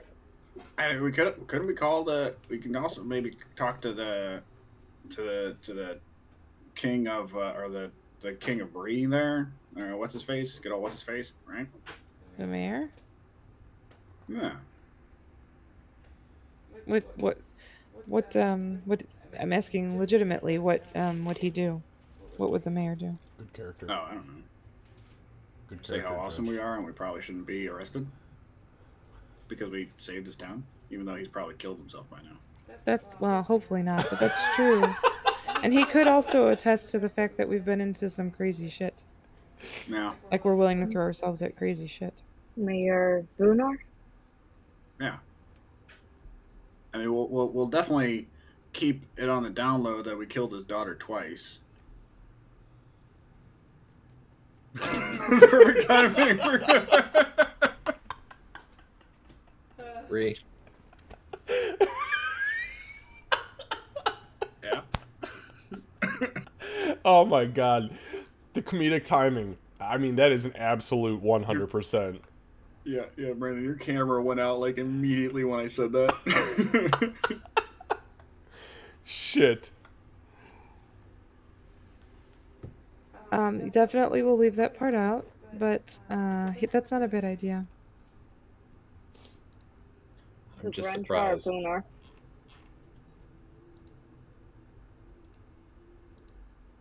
I mean, I feel like this stew was Grenshaw being like, here you go.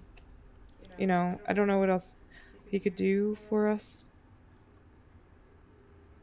Yeah, I assume Well. he was out of town. Since I've been captured, that means that their worries about the hunt are over. That's true. Could always call That my could mother. also mean if we get 1,000 gold back. Your mother? Is she within 48 hours? I don't know how far Helmcar is. But I don't I would think know that'd that, be wouldn't the I? best idea. Sorry, what was the question, Candace? How far is Helmcar from here? It depends on how you're traveling. Are you traveling fast, slow, normal pace? Are you mounted or unmounted? Do you I'd have a say probably wagon attached? Just thinking normal pace, probably. Normally, from here to Helmcar, it's going to take you at least 3 days. Yeah, she's too far. Plus, I don't think it'd be the best idea anyways. Bree was, what, half a day? About 3/4 of a day. It's your witness. I have made a lot of calls here, and I don't know if they were... Well, one of them was definitely right. But I don't know what else to do at this point. The mayor has no idea of any of these things that are going on. And he knew us before any crimes apparently happened, so he would be no help unless it's a judgment of our character, which would not help in a law of court. Court of law. Okay, so then I guess that makes the answer easy. I guess what are we hoping to call another witness at this point? Honestly, I don't think Grimshaw could say we did anything. Besides cleared out from the attacks. Exactly. Like, he can't provide us any actual witness statements. Except for the fact that we helped protect the town and all that from rampaging dead things. I mean, we saved everybody's life. That is true. He could only account for our character, not for actual statements, according to what happened. Would that not be fucking helpful? No one here knows us. God is our character. True enough. I guess we can. If It his doesn't hurt. word keeps. I'm not going back to those camps. So if his word helps keep us from. No, you're not going back to those regardless. Yeah. But I agree. I mean, we could call for him. Let's go ahead and get him in here. I recognize that open hunt will exist until I die. I'm not going back to those camps. That's pretty fucking admirable. So we So, go along with the Grimtrod is? plan about what our friend said. That's what I think. That's why I was questioning. Mm-hmm.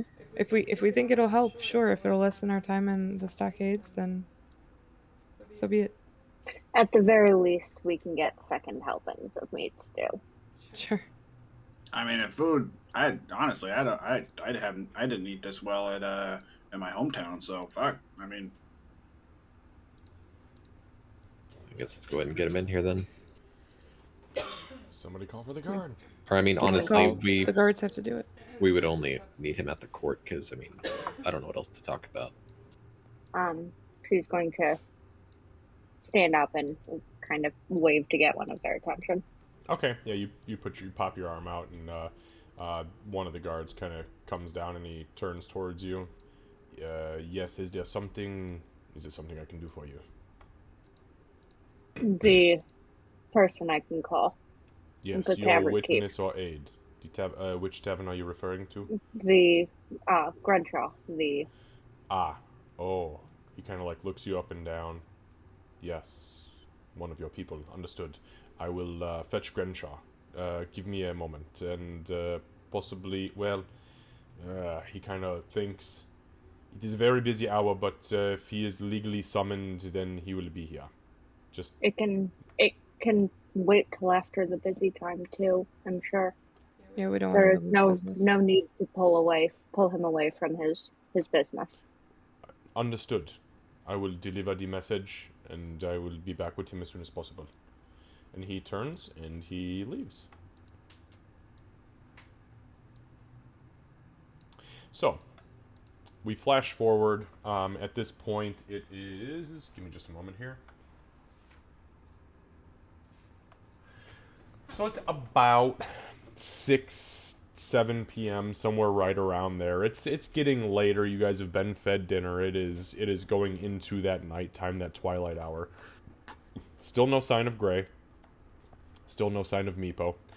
And about this time, you guys hear a door open, and you hear a guard walking in, and sure as shit, walking straight into the center of your guys' cells is the familiar face of Grenshaw, who is in the city, in the flesh, standing in his tavern keep's smock, big leather smock with very clearly blood smeared all over the front of it from his butchering hour, and yeah, he looks you up and down. He says, all right, what in the absolute fuck was so important that you had to take me out of a tavern right now? I'm just fucking with you. Did you like your dinner?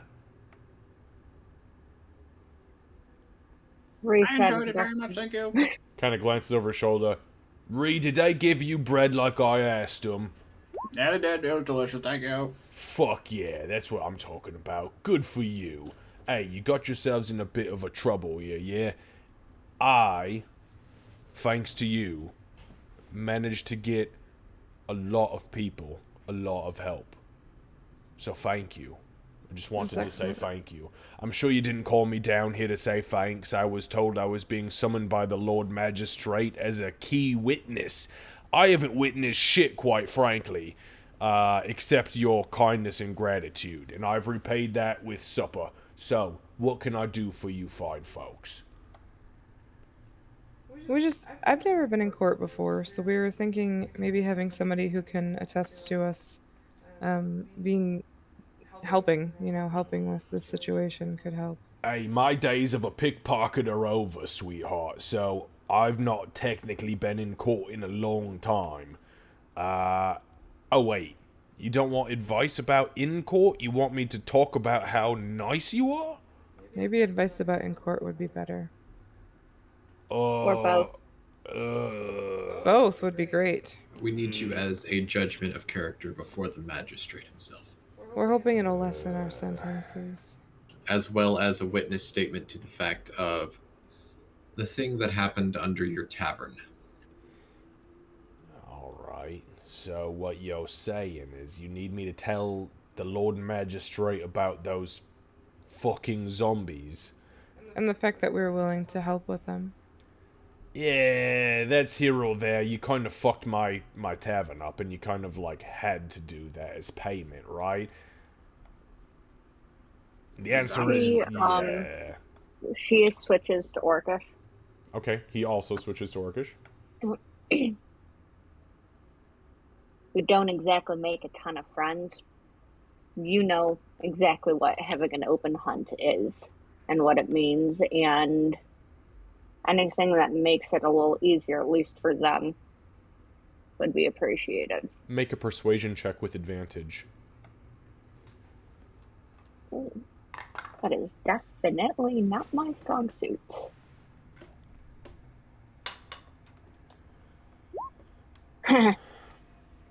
Definitely not my strong suit. He's also a half-orc. I roll a 4. Two half-orcs. He says, though, in Orcish, he says, Alright. Alright. No, I understand. So what would you have me do, then? Speak kindly of them, speak to their character, and throw me under the... Well, that would not be a metaphor that would translate to a fantasy setting. Can throw me under the wagon if you need to. There's no need for that, though. Why are you sacrificing yourself for these people? You're not a slaver. You're a hunter. And they're here to try and get me away from that hunt. So he steps over to She's bars at this point, and he kind of reaches his arms in, and he puts his head in between the bars where it's kind of smushed, and he looks you dead in the eyes, and he says, if they're trying to help you, you need to do something better than slaver bullshit for them in the future. They're risking their lives for you. You've done nothing for them at this point. Am I mistaken about that? Am I mistaken about what I've understood from all the stories you and your friends have told me? Other than the fact that I helped them get away from the camps that they walked into blindly and brazenly. But more than that.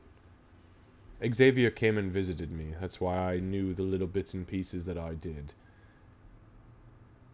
You need to make sure that when you and your friends are out of here, you turn a new page. Do you understand me? I'll put in a good word for all of you. I swear it. You've helped me save countless lives as the slavers of Mogu Mogu and Korak Ta have war-banded around this city to look for any fleeing fugitives. They're coming for us. My people are safe. Your people are safe now because of your kind deeds and your friends' kind deeds. They didn't have to do that for us, but they did. Do kind to them. Do you understand me? She'll dip her head and say the respectful form, the kind of formal, respectful form of yes. And he returns it and he says, remember, they are all of weaker races. Our blood runs strong. They need you. You don't need them. And he turns back out. Alright, so I'm supposed to say that you fucking lot were apparently really nice and you smelled like roses and you didn't blow holes in my fucking floorboards and you didn't shit all over and kill zombies and stack them like fucking firewood in my back lot. Is that right? Well, at I least the didn't shitting shit part's everywhere. not true. No, I definitely didn't shit. No. Oh, okay. You know what? Fair enough, Ree. I shit everywhere because I was terrified of the fucking zombies that were in my main room killing my guests. I mean, you could just say that we helped with that part. Alright. I don't think we need all the nitty gritty details here. You know what I mean? I'll do as best as I can. As best as I can for you lot, I will do. Thank you. Have Thank a you. quick question. Oh boy, As, here we fucking go. Yeah, go ahead, dwarf. Have you heard anything about that kobold recently since we've been in here? I know it's been the talk of the town, but have you heard or seen anything? You talking about the white-scaled one? Yeah. Yeah, That's a good question. Let me roll some dice. Did he? because I know a lot of people run drunk to your tavern and talk. He says, now, to be completely honest with you, I haven't heard much about the little white-scaled bastard. Somebody had mentioned that he was, what did he say? What was the word that he used? Chillin' at the temple. But I don't know what the fuck that means. Okay. I haven't seen him since, I swear it. Okay. Well, thank you for your honesty. Yeah, absolutely, absolutely. Alright, listen, mates. I've got to get back to the tavern. I think my 15 minutes is up. We'll do what we can for you. And hopefully they don't, you know, hang you. Because the city is famous for hanging criminals. Thank you. Alright. She's gonna call out in Orcish a respectful thank you. And he responds, "You're welcome." Thanks for the stew again. Alright, and he leaves. Well, I think now we should probably go to sleep. 'Cause Yeah. Hold up. I didn't realize this city was famous for hanging people. let's try not to think about that. I mean, like, wouldn't they be more famous for, like, their bread? Bread man? The zombies in their tavern? Zombies under the taverns? If they go to hang you, Ray, just reach up, grab the rope, break it. And then what? This dragon Run? is You can do flexible that too. Magical manacles, you will be fine. That's reasonable.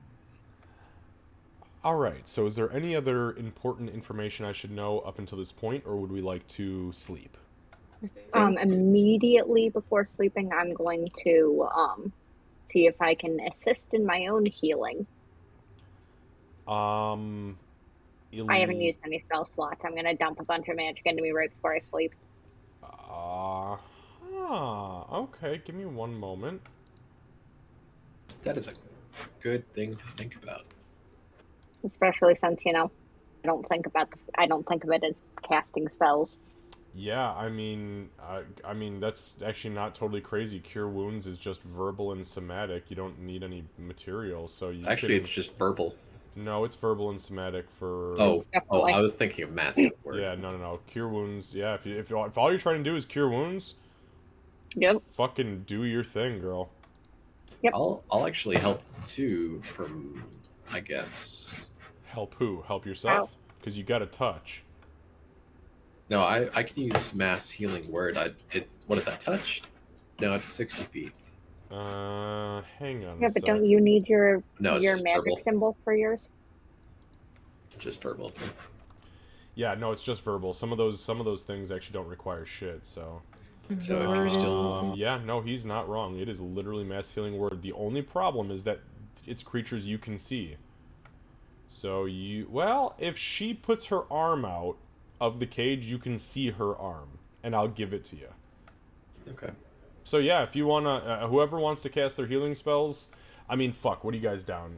Collectively, you're down Let's see, that's 13, 14, 15 on Bofer. Doc is fully healed. Ree is down like 11, and she is down a handful. Yeah, I got a crap ton back from that potion. Yeah, he gave you a big boy. So if you haven't used any spell slots, you've got what, 4 spell slots at Cure Wounds? Go ahead and just start rolling fucking d8s, or just cast your Cure Wounds and let's see what you get. Yep. Yeah, because I can do it even at second And to be level. fair, even if Bofer was going to cast Mass Cure or Mass Healing Word or whatever, she would not reveal that she was still injured and needed help. Absolutely. No way. Oh, no. all right. Hey, Ray, No, are you hurt? I mean, I got this bruise on my ribs a little bit here. So Ree is the one that you cannot see. Because Ree is in between you. There's a brick wall, or a cobblestone wall between you and Ree.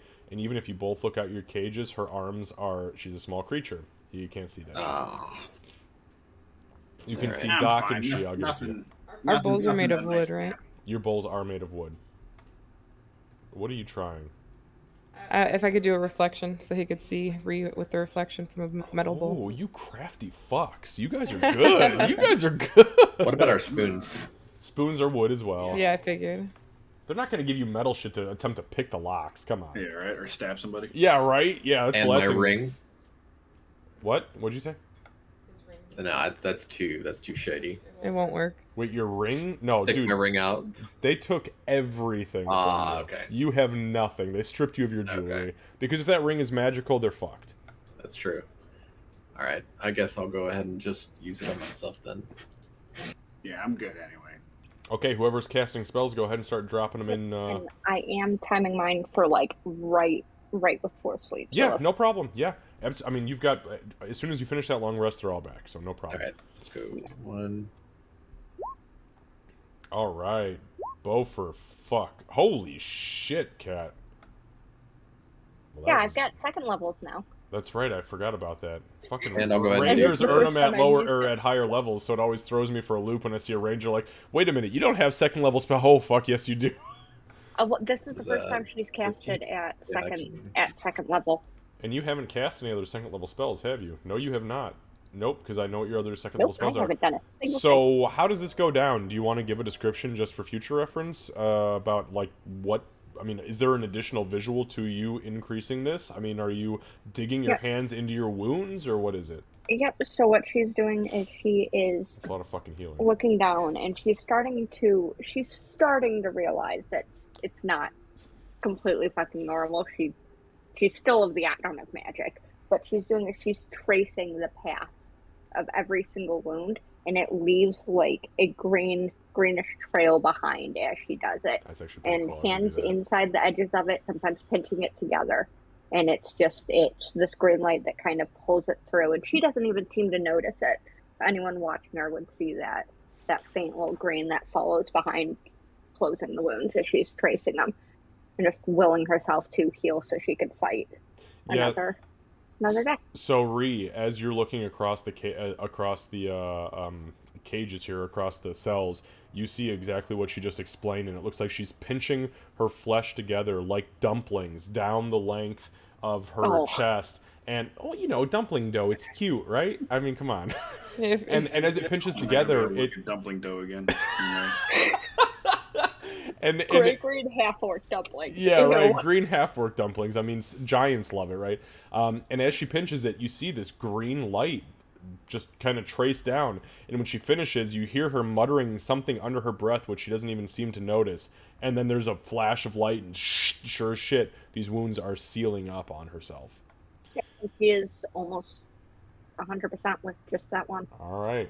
I want y'all to know this is the first time I've been at max HP since session 1. Wow. That's actually true. Hey, it's also probably the first time you've stayed unencumbered for any length of time, too. It's That's true. awesome. How's I your mean, day? hey, my armor is like 80% of my weight. Hell yeah, strip him naked and beat him with a stick. What? Jesus. healing first. With the stick that broke that window. Yeah. Okay. Well, And I'm back. that was literally exactly what you needed. Well, yeah, I missed that one little scrape on the back of my leg, so I just had to take care of that. Yeah, and as you I touched could it... Sorry, go ahead. I could have used prayer of healing. Candace, And can you it would have drop? been 3d8. Can you do me a favor and drop your 10 I hit did points? not need 3d8. I needed You're- what? 3 left. Yeah, thank you. Okay, so for the sake of brevity, you guys finish your healing spells. You go to sleep. You lay on your bedrolls, which yes, they are uncomfortable. It's dank. It's quiet. It's dark. The torches stay lit. It's weird in this place, but you go to sleep for the evening. You awake in the morning today, just so we are all on the same page, is the morning of Monday, the 9th of Mugem.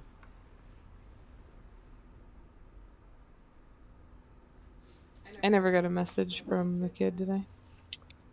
No. Okay, so it is the 9th of Mugem. Okay, spending some hit dice, cool. You gain it back immediately anyway, so. Oh, cool. So I have all my hit dice back. Nice. Not all of them. You only regain half of your level rounded down. Unless, I don't know what you've spent, honestly, Beaufort. I spent 2. Oh, yep, then you're fine. On that note, when you wake up, Beaufort, you are now at a -3 for attack rolls, saving throws, and ability checks. So you guys, as you look at Beaufort, you realize, like, yeah, he's looking better than he was the day prior, but he's still got dark circles under his eyes. His cheeks are kind of sunken in. He looks a little bit emaciated. You can see, like, his arms and his wrists are very sunken in. You see a lot of bone structure, and his muscles just haven't bounced back yet. So anyways, you guys awake in the morning. The guard comes through, the one who's been feeding you, and he lays down at your cells a bowl of porridge with fresh blueberry jam poured over the top. And he says to you, "This is a gift from Grenshaw. Enjoy." And he stands up, and he turns around, and he goes back to his post. Thank you, Mr. Guardman. Man, this half orc knows, or this guy knows how to cook almost as well as dwarves do. Yeah, it's really good. There's like some brown sugar mixed into it. Oh, nice. He's got it going on, made with some goat's milk, so it's extra creamy, a little thick, little spicy on the end. Okay. Sounds a little Polish. Yeah, I'm getting. You stop it. I do all of my. Everybody in my world is Polish, okay, as far as food is concerned, except Ree, who eats dire rats, and even then, I try to make it good. All right.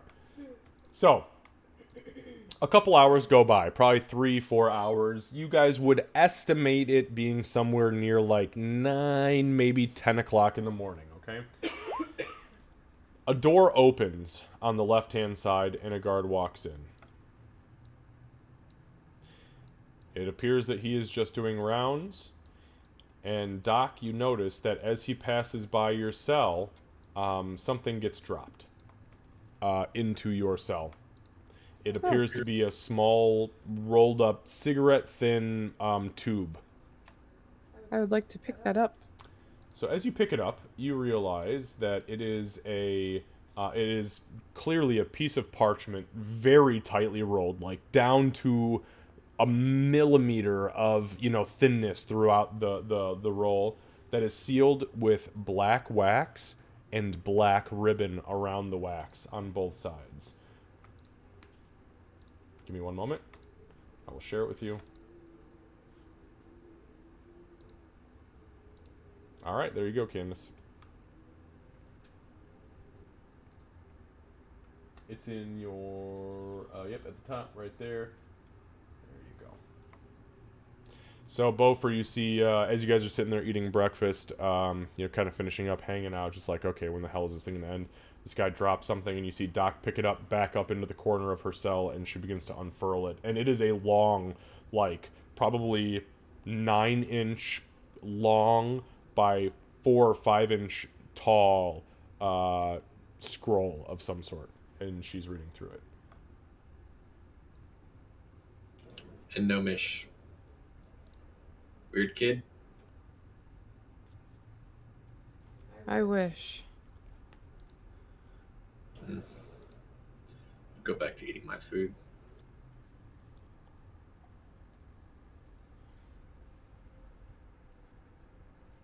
She appears to have her energy back. Hey, Ray, you gonna finish that? Fuck yeah, I'm gonna finish this. Kidding me? You gonna finish yours? All right, Ed. This shit's fucking good. Glad to see you feeling better. What kind of clothes do we have? I don't remember. What You are we guys are wearing? dressed in simple tunics. Except for like me, pockets and purple stuff? floofy pants. Oh yeah, that's right. Rhea has gorgeous purple and blue floofy suede pants. I'll tell you what though, this definitely doesn't beat my pa's kolachkis.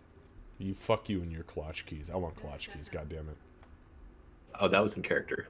I know. I'm saying in character. This is God talking to you. No, I'm just kidding. I've been to Texas. I know about kolachkis. Oh, sorry. Go ahead. Apparently, the way you get Mordine's attention is by talking about better.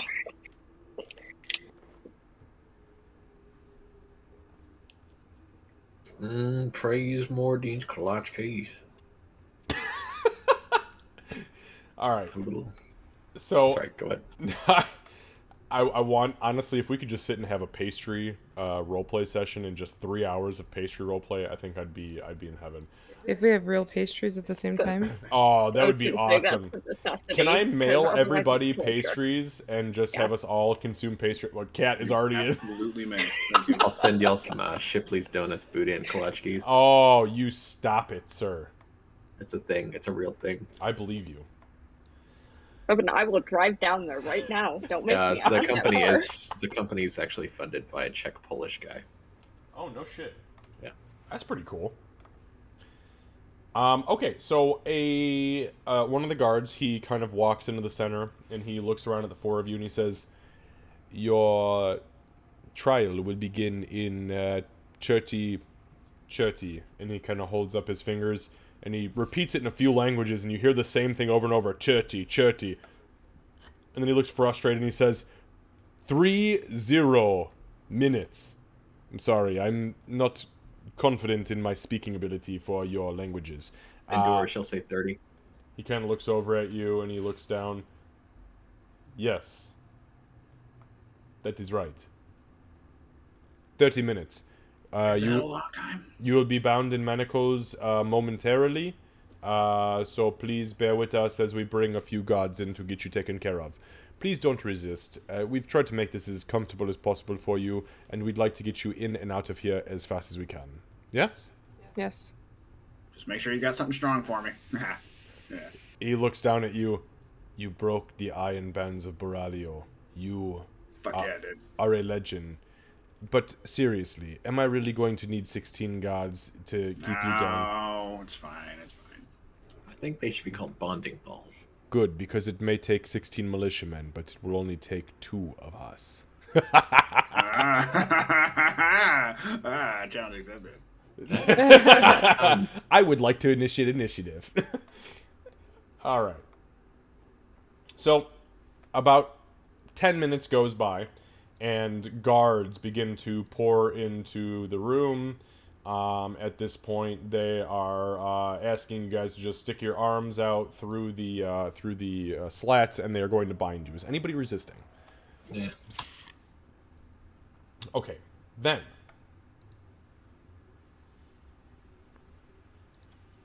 Give me like 1 minute. I'll be right back. Yep.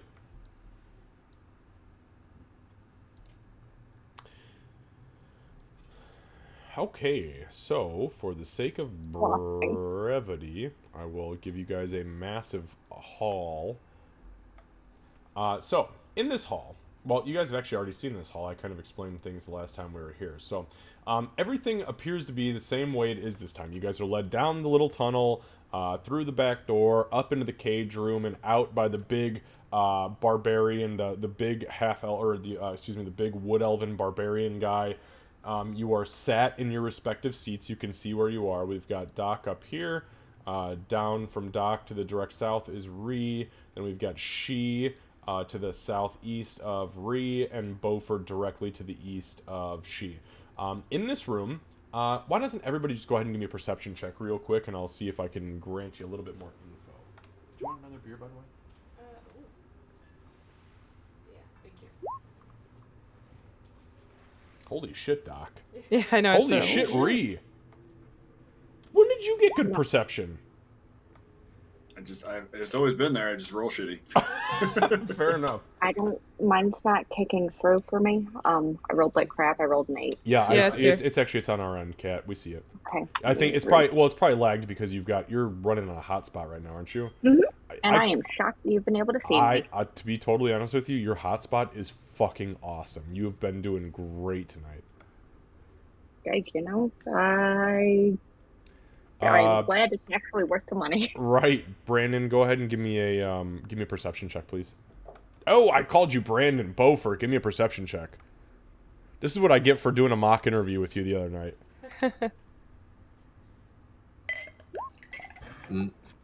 Not great. That's a 2. Or that's a 3. Man, what are you guys paying attention to up there in the front row? Right? That cute halfling dude. I'm just thinking how if I had a good arrow bow that's got a straight line through its neck. This could just go so differently. Whoa, wait, what happened? I'm sorry. No, you're good. You're good. Okay, so Doc and Ree, as you are sat in this room, as you guys are brought through the little the chambers into the cage holding cell and then into the main room, you notice a few people. First and foremost is the Lord Magistrate. Second is the Barbarian Guard, the Wood Elven Barbarian Guard. You also know Sir Roderick, who is sitting in one of the seats facing the center. You notice up here,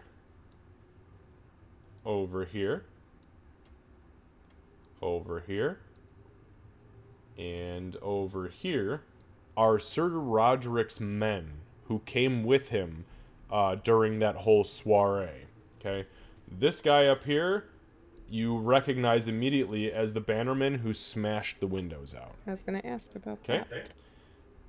You also recognize... Oh, it's Stick Guy. Yeah, Stick Guy. Stick Boy. Stick hang Dude. on. I Doc. believe. Yeah, Stick Dude. Doc. Mhm. You, as you walked in, immediately notice that this dude right here, you see who I'm targeting? Yeah.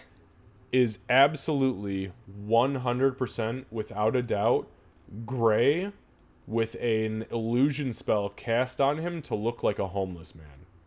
All right. You see right through it. You see the dark circles under his eyes.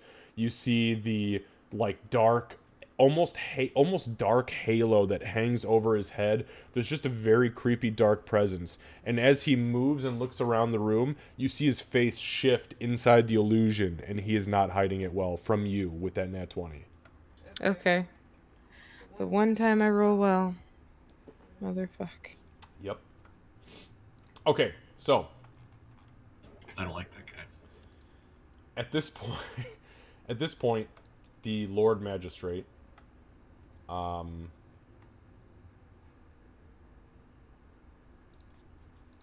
the Lord Magistrate steps out, and he kind of looks out to the group of you, and he smiles and he sits down, and he says, "Hello, my friends. It is great to see you all here again. I am very saddened that we are here under dark circumstances, as we have unfortunately, within our own community, had a small mishap last night. So I'd like to take a moment of silence as our own local courier, Tarvis Mushalom, fell from the top of the Green Lizard Gizzard as he foolishly attempted to scale its walls for whatever reason, whether it be here or there, and he died. Broke his neck as soon as he hit the ground. A good boy, strong boy, never in trouble with the law, but a well-known boy, courier boy, amongst all of our peoples. He ran our letters to and fro and brought us information, but unfortunately, as he attempted something very foolish and very childish, quite frankly, he did indeed die. So let us pause for a moment of silence." He bows his head. You see all the guards dressed in purple in this room immediately bow their heads. I do too. Regis looking around at everybody. And the heads come up.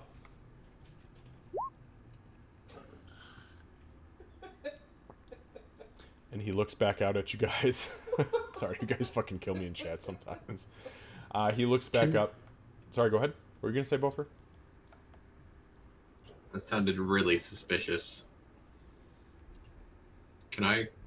No, I don't think I'd be allowed to. Well, ask me. I'm the DM, man. Ask me. What do you want to do? I'd like to make an insight Let check. me tell you no.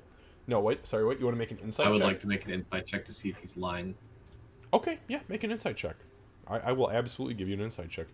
Insight checks are great. They are... That's a 8. No. He's not lying. What he just said to you sounds absolutely truthful. Okay. Yeah, Doc hangs her head and her shoulders kind of go forward too. So he looks around and he says, first and foremost,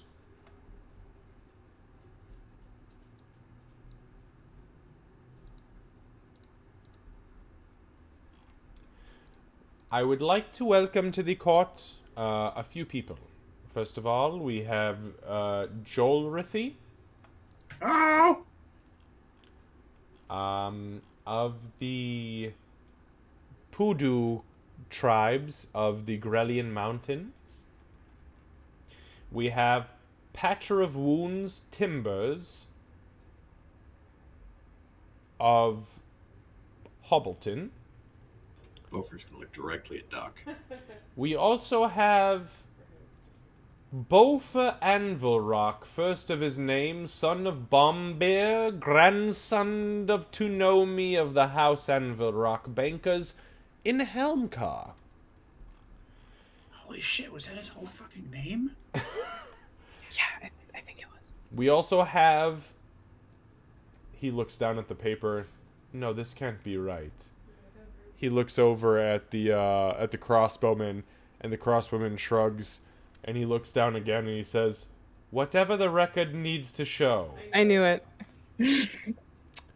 Well, that's a first. I guess we found her real name. Yeah, whatever. That's fitting. First, we would like to call to the stand. We are here today for the trial of these 4 individuals. For the record, we are still in search of a 5th member of this group by the name of Grey Axel. Unfortunately, we don't have a surname. So, Grey Axel goes by Grey. Local bard, performer, fallen Azamar, dark circles around the eyes, was seen with Wonderful these... singing voice. Wonderful singing voice. Joel Rithy, you are not wrong. Beautiful singing voice, like an angel, ironic to a sense. But we are still looking for him. So if anybody has any whereabouts, there is a bounty on his head for 150 gold pieces. Dead or alive, we will take him for questioning. And thank you. So, first to the stand, we will take Patcher of Wounds Timbers. Please rise. I will do so. Okay, and he kind of gestures down towards the seat, which is right here.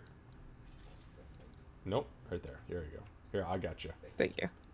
If you hit Alt, Take you can me move him away. into the. You stop it. You're taking me back to the 90s. Okay, so you sit down in your chains, but mind you, you're not guarded, but there are a fuckload of guards around this vicinity. You sit down, and the magistrate, just so everybody is aware, the name of the magistrate, just so you have his exact title, is Lord Magistrate Peter Morikar. Morikar.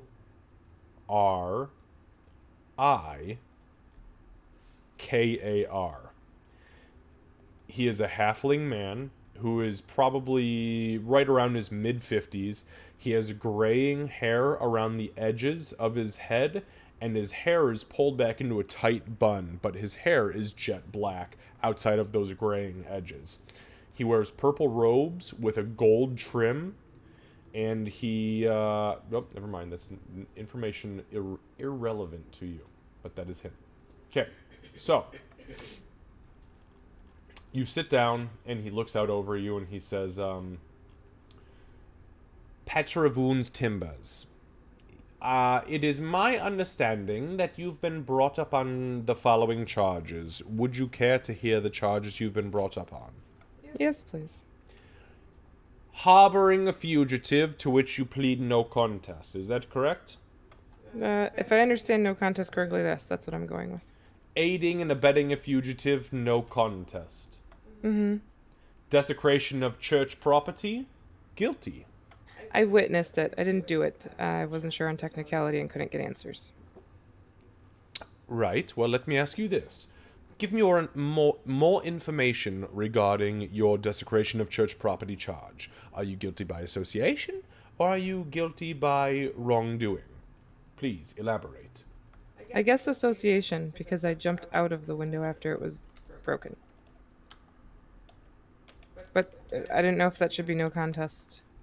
I've never been in court before, I apologize. Lord. Well, welcome to court. This is probably the best court you could possibly be a part of. I actually don't disagree. Oh, good. There are many courts amongst these lands that are much more terrible. I promise you. Do not go to court in Port Emerson. I promise you, it will not be as pleasant. I will not go to court ever again if I can help it. Excellent. That's what we like to hear amongst our felons. Fleeing the scene of a crime. You pleaded not guilty. That's correct. Disrupting the peace. Guilty. By association, correct. Resisting a public peacekeeper. Not guilty. Correct.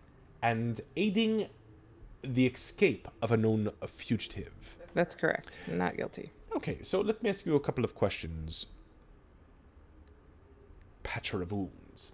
Aiding the escape of a known fugitive. The known fugitive in this room is she who has not been named. Or she, as she is referenced. I'm not going to use her formal document name, as it's a little bit degrading, quite frankly, because I don't think she knew what she was talking about. So, aiding the escape of a known fugitive, not guilty. Fleeing the scene of a crime, not guilty. Resisting a public peacekeeper, not guilty. So, as our court records show, you are officially not guilty of resisting a peacekeeper. There is no evidence that proves that you were guilty of this crime. Aiding the escape of a known fugitive. So, this is kind of a gray area. And he kind of stops and he begins to read over his notes. Oh, interesting.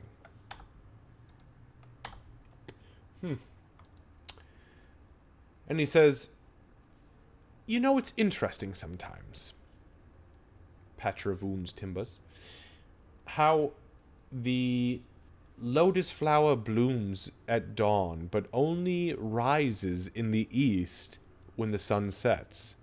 Unfortunately, we all know that when winter comes, spring blossoms in the south, and only to the southeast does the summer truly see its sunset. And he stops. Candace, you hear that in Thieves' Cant is, you have been absolved of all crimes, and I see you not guilty. He slams his gavel on the anvil, I guess. And he lays his hammer down and he says, I see you judged, Patravoon's Timbers, as not guilty on all charges, and you are free to go immediately. The court will repay you for your false imprisonment. Please see the guards. And thank you. And he nods. Doc just stands there stunned for a second. What the fuck just happened? And then she'll kind of like do a really awkward bow / curtsy because she does not know what the hell she's doing. And then okay. And she'll go. And he smiles at you. Big stupid fucking grin on his face. Yes, okay. Can I don't know if it's too late for that, but could I maybe do like an insight check Sure. on him? Yep, Okay. absolutely. What are you looking for? The information that was given to me earlier, if it's him or if it's the other one that I suspect. Does that make sense? Is that what we're doing? Okay.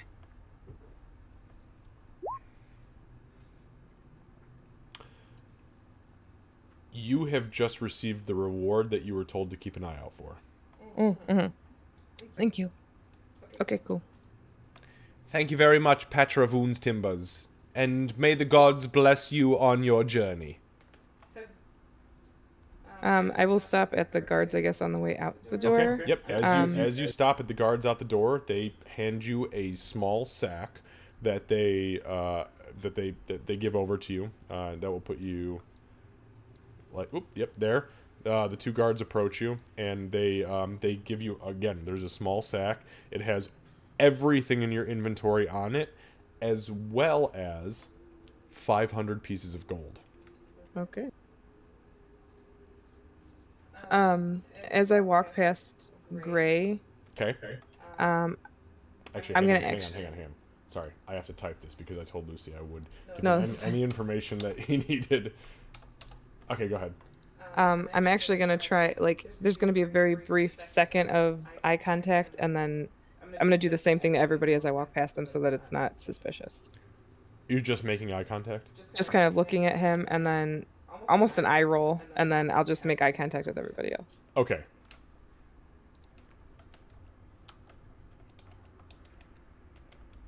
I pictured like a sassy like tail flick of like really. Yeah, like, as she's walking by, it's like I have no idea what's happening right now. basically the middle finger of tail swagger, like. Okay, I just put Doc eye rolls you as she passes you. Is that good notes for Lucy? Mm-hmm. Okay. All right, understood. Cool. And I added the 500 gold into my. Yep, and then you have 100% of your belongings back in your possession. You she's can gonna stay, s- by the way, if you Yeah, want to. she's gonna There ask is- the guards. So public galleries are the lower red tier seating, and then noble galleries are the upper seating. She'll go here so that she can keep a good eye. Okay, understood. So the Lord Magistrate, he says, well, that was very interesting. We now call, let's see here, Jolrith here of the Grelian Mountains, tribe Pudu? Yeah, that's me. That's me. Is it tribe or clan? Tribe. Tribe Pudu. Well, village. Pudu village. Pudu village of the Grelian Mountains. Excuse me, Yeah. sorry. I don't mean to offend. Hello, Jolrithy. That's fucking fine. Oh, hi. Hi. So, Jolrithy, you have been charged with harboring a fugitive, aiding and abetting a fugitive, desecration of church property, fleeing the scene of a crime, disrupting the peace, resisting a public peacekeeper, aiding the escape of a known fugitive, and assault of a public peacekeeper. I am going to touch on the notes that are not guilty, and then we will talk about no contest afterwards. Is that all right with you? Yeah, sure. Yeah, that sounds good. Wonderful. So, you say that on the 7th of Mujam, you murdered zombies underneath the Tavern of the Green Lizard Gizzard. You fought a ghost creature. Unfortunately, he died, but it... Oh, excuse me. Your friend, the dwarf, Bofa, died. It was actually his dad. His ghost dad. Yeah, his ghost dad almost chopped him in half. Yeah, that's fucked up. Understood. Your friend attempted to resurrect him via scroll, but, and I quote, fucked up. And then you went to the church, which I assume is the Church of Paylor, where you were turned away because they didn't have the means necessary and told you to come back in the morning. Yeah. You brought your friend back then. Oh no, I'm sorry. He was kept on ice. Yeah. You came back in the morning. He was resurrected, and then your friend she was wanted. Yeah. That's the long and short of it. Yep. Understood. It was a pretty wild night. It honestly seems like the last 36 hours for you have been an absolute shit show. Excuse my language. No, shit show pretty much hit the nail right on the head. Yeah. So, your guilty pleas. Fleeing the scene of a crime, the court does find you guilty. and we will charge you a fine of 5 pieces of gold. Disrupting the peace. Clearly, you went screaming through a religious district. You pleaded guilty, which we also accept, and that is an additional fine of 5 gold pieces. Resisting a public peacekeeper. You resisted many, but I am going to politely reduce your charges to a single count, which is a fine of 5 gold pieces. You also plead no contest to the following. Assault of a public peacekeeper. I am going... So, we have 2 versions of this crime. One is attempted assault of a peacekeeper. The second is assault of a peacekeeper. Being as we have had the assaultee claim that you did not make contact because he was nimbly, according to you. Nimbly bimbly.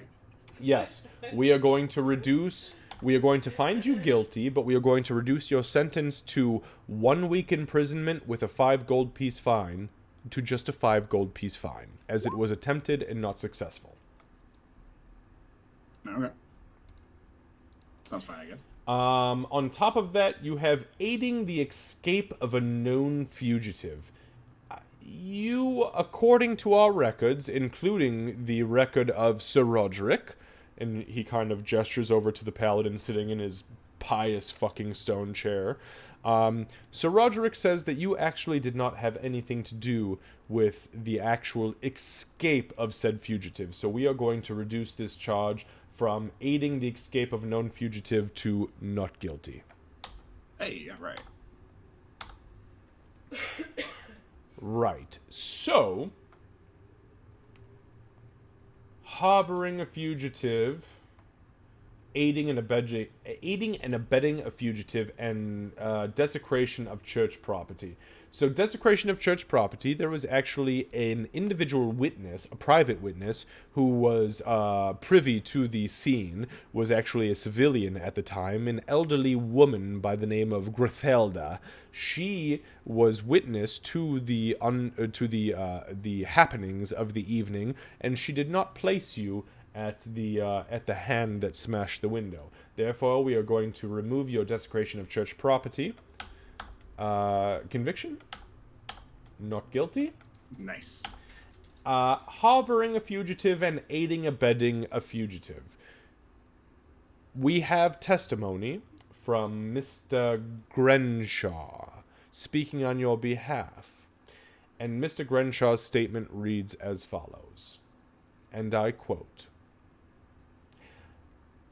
"There is absolutely 100% certain, no double underline, fucking regular way that this goblin had anything to do with the actual harboring or aiding and abetting of any fugitive, as she is too dim-witted to make those choices on her own."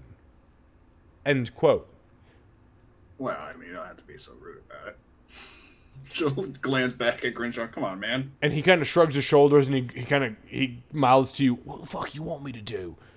And the Lord Magistrate says, "And for his testimony, we also agree that, and no offense to you, you are very strong and very powerful. Strong as fuck, hell yeah. But we don't believe your mental capacity is that to aid and or actively abet a fugitive. So we are going to lay a not guilty charge on you for both harboring a fugitive and aiding and abetting." I mean, thanks. Feels like a backhanded compliment. Thanks. If you'd like, we can throw you in the stockades for 4 weeks, because that was the charge that would have come with that. Yeah, no. Fine, it's fine. I'm the smart. I'll let the record show I'm the smartest goblin that came out of those Grell Mountains. The record will show it, Joel Rithie. Right. And he begins to scroll something on the paper. Goddamn right. And he finishes and he says, "Therefore, Joel Rithie, age 12, place Poodoo, tribe of the Grellian Mountains. We find you guilty of the following crimes: fleeing the scene of a crime, disrupting the peace, resisting a public peacekeeper, and attempted assault of a public peacekeeper, your punishment is 20 gold fine, must be paid immediately, and you will be set free with all of your belongings. Now, as the court is just, should you not be able to pay immediately in coin the 20 gold piece fine, then you will have to, for every 10 gold pieces that are owed, serve 5 days of hard labor. How would you like to pay? What's the hard labor? Oh, shoveling shit, cracking rocks, repairing walls, setting spikes. We'd be looking at almost a full... I'm sorry, what was that? Got any rats that need to be caught? I'm really good at that. Oh no, we already have a rat catcher. Oh, fuck. Fine. I mean, I can pay the goal. I just rather not. Understood. Understood. Yes. So the court at the rear. Actually, I have no idea how much money I have. Hey, Doc. Hey, Doc. Do we have enough money? Out to you. Yep. Do we got enough money to pay me? Yep. To pay me off? Yep. Yeah. Yep. All right, we'll pay it off then. She's like, Is it okay? Can we, she's like crouching down in the bench, like, oh my gosh, do you need embarrassing the money for us. do you need the money like right now? Yes, please. At the rear of the. I'll stand up and go pay them. Okay, so you go pay the guards, and yeah, so a guard.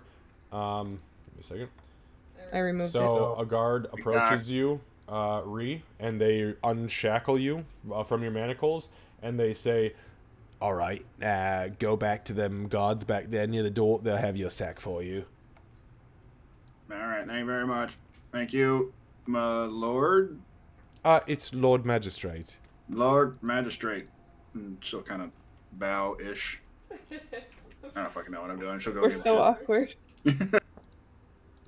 Okay, and you go back there, and yes, they give you 100% of your belongings back. All right, thank you very much. And I don't know where Gray is, but is this Gray? This right here. Okay. Yep. I know she just sat there, and then obviously she doesn't know who the fuck Gray is anyway, but she'll just kind of sit there. Fair enough. I ain't fucking telling you. No. That's him. That's his dumb ass. I told you that is our fifth companion. All right. So Ree will probably be like putting on her clothes right now, like Okay. right there, like taking off her And her sack. Keep them flipping. as you start doing that, you get glances from the gallery, which is like the nobles, and you hear like oh, as they look down, and your tits are just flopping around. I You're just actually like, yeah, seen fuck it. goblin tits before. Come on. God damn it.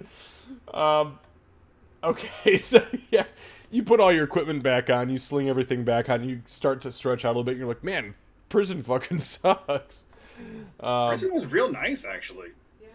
Honestly, it was way better than Goblin Prison. It was very It was nice. better than the fucking 2 weeks we spent in the Sunless Citadel. Because we kept resting over and over. Fact. Okay, so we are at 10:02 right now. So the next person that's going to be called, and I'm going to move you up here, is she. She, you are called up to the stand as they refer to you as whatever the records need to show, quote, end quote.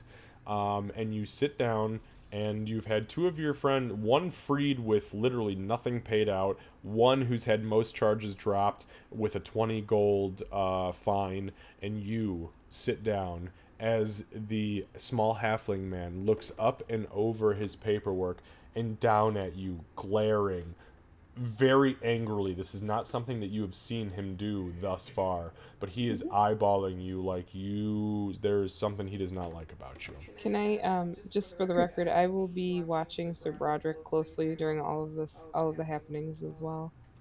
Okay, so yeah, Sir Roderick. Roderick. Yeah, Sir Roderick is sitting in his stone throne, we'll call it. He is propped up in his fucking plate mail. He looks very uncomfortable. He shifts every 4 or 5 seconds because there is a piece of chainmail or leather or cloth underneath that, pinching him in his fat dwarvish belly, and he doesn't like it, and he's very uncomfortable, and he's making it well known. There's a lot of shifting from his end. And he looks... Actually, you know what? Give me an insight check. Doc.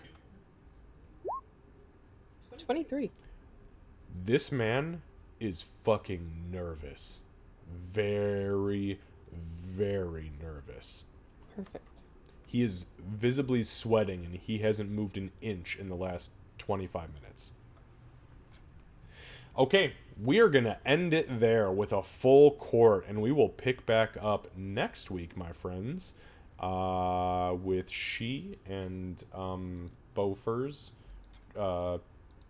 trial, testimony, whatever comes to fruition, and we'll kind of go from there. And since we're ending on that ominous cliffhanger, she is full edgelord staring back at this halfling because she knows she's not going back to the camp. So the fuck is he gonna do? Throw her in the stockade's good. I mean, that's fair.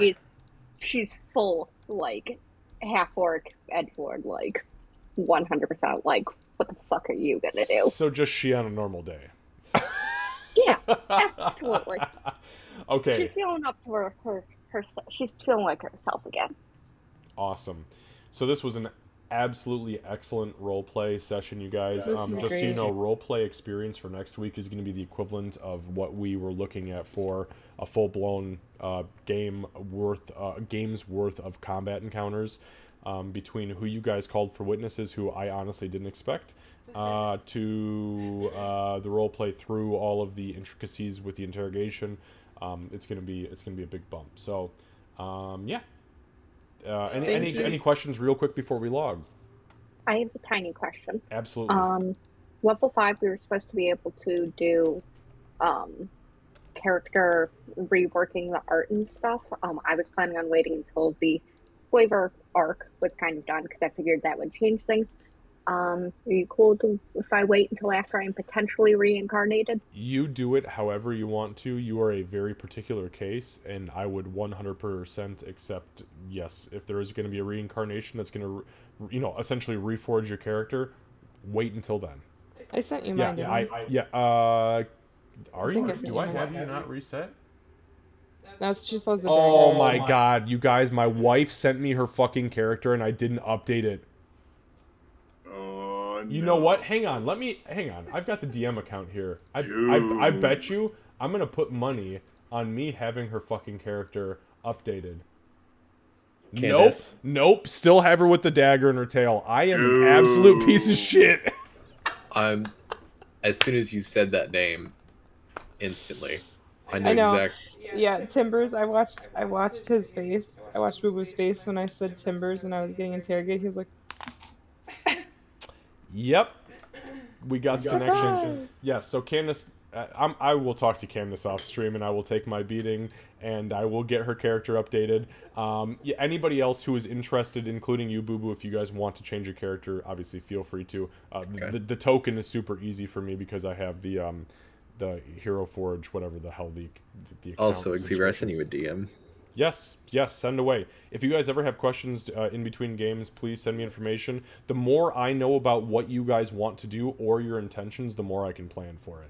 So I am now more intrigued with Xavier because I know exactly. Oh no, I saw your DM, by the way. I saw your DM. Yeah. Okay, guys, we are gonna log for tonight then. And we'll see you next week on... yes, we will see you next week on Sunday. I was just thinking, we're not going to be streaming on Sunday or on Saturday because my sister is getting married next weekend, and I am the officiant, so we are out the entire, Friday night, or, well, no, I guess it'll be Friday we'll be here on this Friday, but we won't be here on Saturday for sure, so... But we'll be back on Sunday, so we'll see you then. Thanks, guys. Sounds perfect. Thank you, everybody. Good night. All right, see you guys. Good night.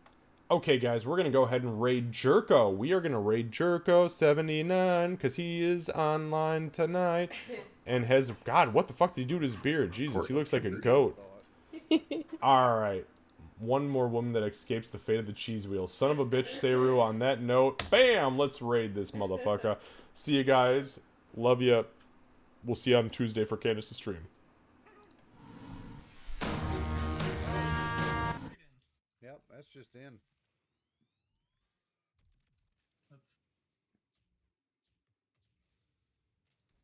I tell you what, my wife made for dinner last night. We did hamburgers in tortillas.